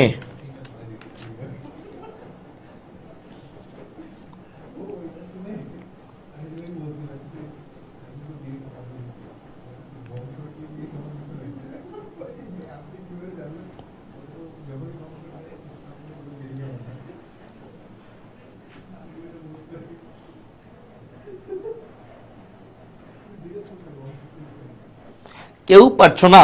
Half pant. মানুষের জ্বরের জন্য যে কণিকা আছে তার নাম হচ্ছে পাইরোজেন। এইটা একটু ভালো করে খেয়াল রাখবা। তাহলে বন্ধুগণ এখানে আমরা খেয়াল করে দেখতে পারি জ্বরের জন্য দায়ী কণিকা কোনটা? জ্বরের জন্য দায়ী কণিকা হলো পাইরোজেন। ক্লিয়ার? ওকে, পাইরোজেনের কারণে জ্বর আসে, মনে রাখবা। এবার আসি, এরিথ্রোসাইটিক সাইটোকিনের মধ্যে অনেকগুলো শব্দ আছে যেগুলা পরীক্ষায় আসতে পারে। তাহলে এরিথ্রোসাইটিক সাইটোকিনের মধ্যে প্রথম কথা হচ্ছে লোহিত রক্তকণিকায় বা আরবিসির মধ্যে প্রথমে যে দশাটা থাকে নাম হচ্ছে ট্রফোজয়েট। নাম হলো ট্রফোজয়েড। এই ট্রফোজয়েডের পরে একটা এই ভিতরে যেটা থাকে মাল মশলাটা একটা ছোট গহ্বর থাকে, এটা বড় হয়ে একটা রিংয়ের মতো হয়। তখন এই দশাটাকে আমরা বলি সিগনেট রিং। তখন এই দশাটাকে আমরা বলি সিগনেট রিং। আচ্ছা, এখন এগুলো পরীক্ষা তেমনটা আসে না, আসে হচ্ছে এমিবার মতো দেখতে, নাম হইল এমিবয়েড ট্রফোজয়েড। এইটা পরীক্ষা আসে। বলতে পারো ভাইয়া কেন এইটা পরীক্ষায় কেন আসে? কারণ এমিবয়েড ট্রফোজয়েড অবস্থায় এটার মাঝখানে এমিবয়েড ট্রফোজয়েড অবস্থায় চারপাশে এটার চারপাশে কিছু দানা দানা দেখা যায়। এই দানাগুলোকে বলা হয় সাফনার্স দানা বা সাফনার্স কণা। তাহলে এমিবয়েড ট্রফোজয়েডের পাশে কিছু দানা, এই অবস্থায় কিছু দানা দেখা যায়, এদেরকে আমরা বলি সাফনার্স কণা। আর এই সাফনার্স কণা দেখেই ম্যালেরিয়া শনাক্ত করা হয়। এই সাফনার্স কণা দেখেই ম্যালেরিয়া শনাক্ত করা হয়। কথা কিন্তু ইজি, ঠিক আছে? ফাইন। এরপরে সাইজন্ট একটা দশা, আগেও বলেছিলাম, বহু নিউক্লিয়াস, মাঝখানে বর্জ্য থাকে। এই যে বর্জ্যের নাম হলো হিমোজয়েন। পরীক্ষা আসে হিমোজয়েন নামক বর্জ্য পাওয়া যায় কোথায়? উত্তর হচ্ছে সাইজন্ট দশায়। বুঝছো? এখন তোমাদের বইয়ের মধ্যে প্যাচ লাগাইছে, ছবি আঁকছে সাইজন্টে, আবার উত্তর দেখাইছে এমিবয়েড ট্রফোজয়েডের মধ্যে লাইনের মধ্যে লিখে দিছে। পরীক্ষা আসলে কি করবা? পরীক্ষা আসলে যদি হিমোজয়েন নামক বর্জ্যের কথা বলে তাহলে এমিবয়েড ট্রফোজয়েড তোমরা লিখবা। কেন? কারণ তোমাদের বইয়ের ব্যাখ্যায় এমিবয়েড ট্রফোজয়েডের ভিতরেই এই হিমোজয়েন নামক বর্জ্যের কথা উল্লেখ করছে। এই জন্য তোমরা এমিবয়েড ট্রফোজয়েড উল্লেখ করবা। বুঝছো?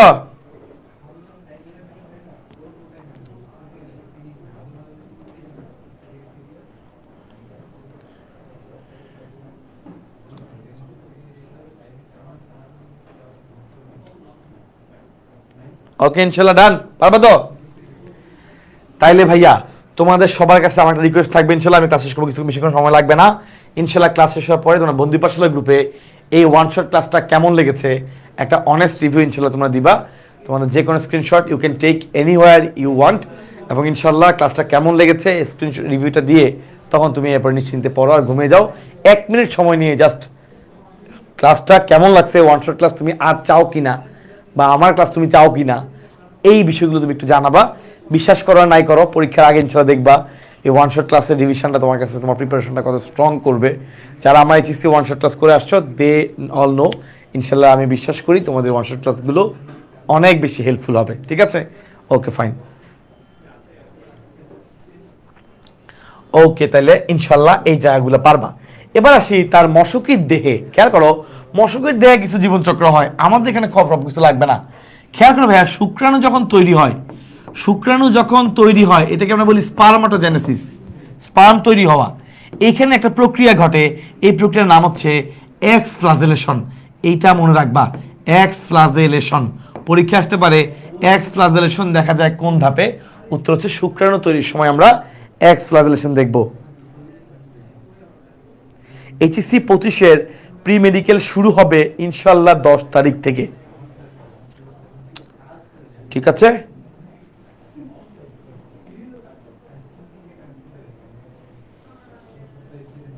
এইচএসসি 25-এর প্রি মেডিকেল শুরু হবে 10 তারিখ থেকে। অনেকদিন ধরে প্রচারণা করা হয় না, তাই না? প্রচারণা না করলে কি হবে? ইনশাল্লাহ তোমাদের তো আমি আসি, যারা ভর্তি হয় এমনি হবে। তোমাদের 25 ব্যাচের বন্ধু বান্ধবকে জানাবা, ছোট ভাই বোন যারা আছে তোমাদেরকে জানাবা, তাদের মেডিকেল ভর্তির আগাম কোর্স প্রি মেডিকেল শুরু হতে যাচ্ছে ইনশাল্লাহ। সো যারা ভর্তি হয় না হয়ে ফেলতে পারে। হ্যাঁ, তাহলে শুক্রাণু তৈরি হওয়ার প্রক্রিয়ার নাম হচ্ছে ভাইয়া এক্স ফ্লাজেলেশন। কথা একদম ক্লিয়ার তো ইনশাল্লাহ। আচ্ছা, নেক্সট হচ্ছে ডিম্বাণুর মাথায় একটা জিনিস পাওয়া যায়। ডিম্বাণু কি করে? শুক্রাণুর আহ্বান করে। একটা কোণ থাকে, শঙ্কু বলে, নিষেক শঙ্কু বলে। একটা নিষেক শঙ্কু বা কোণ পাবা, নিষেক শঙ্কু বা কোণ ডিম্বাণুর মাথায় তৈরি হয়। বুঝছো? ডিম্বাণুটা এরকম বড় এরকম করে ডিম্বাণুটা একটু কোণ তৈরি করে, এটাকে বলা হয় নিষেক শঙ্কু বা নিষেক কোণ। কথা ক্লিয়ার? ওকে, ইনশাল্লাহ ডান। আচ্ছা, এখন খেয়াল করে দেখো ভাইয়া, ফার্স্টে তো জাইগোট তৈরি হয়, তারপরে ও কিনেক্ট, ও সিস্ট এরকম আছে। ম্যালেরিয়ার শরীরের মধ্যে সিস্টের দেখো, একবার মনে করো মশা কামড় দিচ্ছে তোমাকে, কি পরিমাণ স্পোরোজয়েড তোমার শরীরে ঢুকবে। মনে রাখবা, একটা মশকি লালা গ্রন্থিতে, ভাইয়া খেয়াল করো, একটা মশকির লালা গ্রন্থিতে মনে রাখবা প্রায় 3,26,000 স্পোরোজয়েড থাকতে পারে। 3,26,000 স্পোরোজয়েড। সে একবার কামড় দিলে এক কামড়ে 10%, এক কামড়ে 10% হচ্ছে তোমার শরীরের মধ্যে ঢুকে। সো খুবই ডেঞ্জারাস। তাহলে ভাই এগুলো হচ্ছে আমাদের এই অধ্যায়ের আসলে সবচেয়ে ইম্পর্টেন্ট টপিকগুলো। আমি মোটামুটি একটু টাচ দিয়ে গেলাম। জাইগোট যখন মশকের ক্রপ থেকে বাইরে বের হবে একটু বাঁকা হয়ে যায়, তখন নাম ওকিনেট। বাঁকা হওয়ার পরে সে যখন বাইরে যায় তখন সিস্টের একটা আবরণ দিয়ে আবৃত হয়। ওকিনেটের পরবর্তী দশার নাম হচ্ছে ওসিস্ট। এই কথাটা জেনে রাখাটাও ভালো। ওকিনেটের পরবর্তী দশার নাম হলো ওসিস্ট। এই জায়গাটা একটু ইনশাল্লাহ দেখে রাখাটা উচিত। ওসিস্টের সংখ্যা টঙ্কা যদি দেখতে পারো ভেরি গুড। তাহলে আলহামদুলিল্লাহ আমাদের এতটুকুই হচ্ছে আমাদের মোস্ট ইম্পর্টেন্ট টপিকের উপরে ওয়ান শট। আমি যে কতটুকু যত্ন সহকারে স্পিডে পড়েছি, যারা ওয়ান শট ক্লাসটা করছো তারা হয়তো বুঝতে পারছো। চলো আমরা একটা এমসিকিউ সলভ করি। মানবদেহে আক্রমণকারী ম্যালেরিয়া জীবাণুর প্রথম দশার নাম কি? মানবদেহে আক্রমণকারী ম্যালেরিয়া জীবাণুর প্রথম দশাটার নাম হইল ভাইয়া, মাত্র পড়েছি, স্পোরোজয়েড। এটাই কিন্তু বারবার আসে যে মানুষের শরীরে আক্রমণকারী প্রথম দশার নাম হচ্ছে স্পোরোজয়েড। মানুষের শরীরে আক্রমণকারী প্রথম দশার নাম হলো sporozoite. Next, benign tertian malaria পর্যাবে কোনটা? মালেক মৃদুলের বানানো কেয়ারটেকার, বানানো 3 নম্বরে আছে। ফোভাম FOVM ভি 3 নম্বরে আছে। তার মানে প্লাজমোডিয়াম ভাইভ্যাক্স। এই যে প্লাজমোডিয়াম ভাইভ্যাক্স, কথা কিন্তু ক্লিয়ার। এত ইজি ইনশাল্লাহ আর কোথাও পাবা না। নেক্সট চলে আসি ভাই, ম্যালেরিয়ার ঝুঁকিমুক্ত দেশ কোনটা? মূলত আমাদের এই যে কান্ট্রিগুলো আছে, বাংলাদেশ, ভারত, মায়ানমার, এই যে অঞ্চলের দেশগুলা, এগুলোতেই ম্যালেরিয়া বেশি হয়। সো বাংলাদেশ, ভারত, মায়ানমার এগুলো আসলে বাদ। তাহলে আমাদের উত্তর হচ্ছে অস্ট্রেলিয়া। এখানে হচ্ছে আমাদের ম্যালেরিয়া ঝুঁকিমুক্ত দেশ। তাহলে আমি বলতে পারি ডান উইথ, আলহামদুলিল্লাহ done with first varsity one shot. আলহামদুলিল্লাহ done with first varsity one shot with Hamim ভাইয়া। ওয়ান শট উইথ হামিম ভাইয়া, powered by target due, powered by target Dew 4.0। ঠিক আছে? So this is me Hamim ভাইয়া with you, and I hope you have completed a nice class. আলহামদুলিল্লাহ, you can take a screenshot. আমি এখন তোমাদের post দিব, তোমরা ক্লাসটা কেমন লেগেছে। অল্প সময় আমি আলহামদুলিল্লাহ অনেক কিছু পড়াইছি। তোমরা ভাইয়াকে জানাবা এই ক্লাসটা তোমাদের কাছে কেমন লাগছে, এবং বন্দি পাঠশালা গ্রুপে তোমরা অবশ্যই রিভিউ দিবা। ইনশাল্লাহ অবশ্যই রিভিউ দিবা। তোমরা স্ক্রিনশট নেওয়ার জন্য আমি রেডি হইলাম। তোমরা স্ক্রিনশট নিতে পারো, you can take right now. Okay, so আলহামদুলিল্লাহ ডান।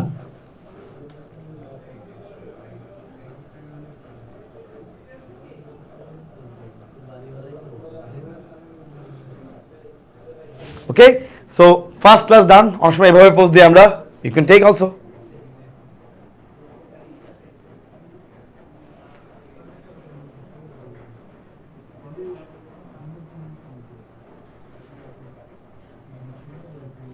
আমার মনে হয় আলহামদুলিল্লাহ you all have taken screenshot. Pre মেডিকেলের ব্যাচ ক্লাস শুরু হবে ইনশাল্লাহ 10 তারিখ থেকে। ইনশাল্লাহ 10 তারিখে তোমাদের জানিয়ে দেওয়া হবে আপডেট। সো গাইস, এই পর্যন্ত সবাই অনেক বেশি ভালো থাকেন, সুস্থ থাকেন। ইনশাল্লাহ তোমাদের সাথে আবার দেখা হবে বন্দি পাঠশালা গ্রুপে। তোমরা অবশ্যই জানাবা এই ক্লাসটি তোমাদের কাছে কেমন লাগছে, এবং ইনশাল্লাহ তোমাদের সবার অ্যাডমিশনের ইচ্ছা, স্বপ্ন সঠিক রূপে বাস্তবায়ন হোক, এবং ইনশাল্লাহ তুমি তোমার স্বপ্নের গন্তব্যে পৌঁছাও, সেই দোয়া করছি। এবং সেই দোয়া করে আজকে ক্লাসটি শেষ করছি।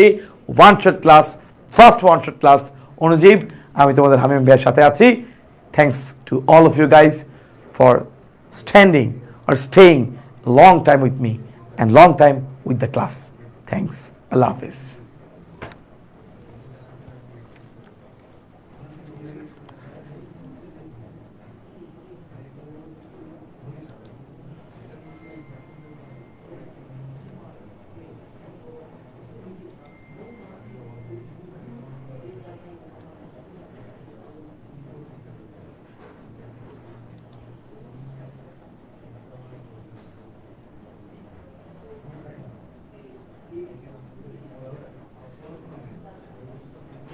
ফি আমানিল্লাহ, ইনশাল্লাহ ভালো করো। টাটা।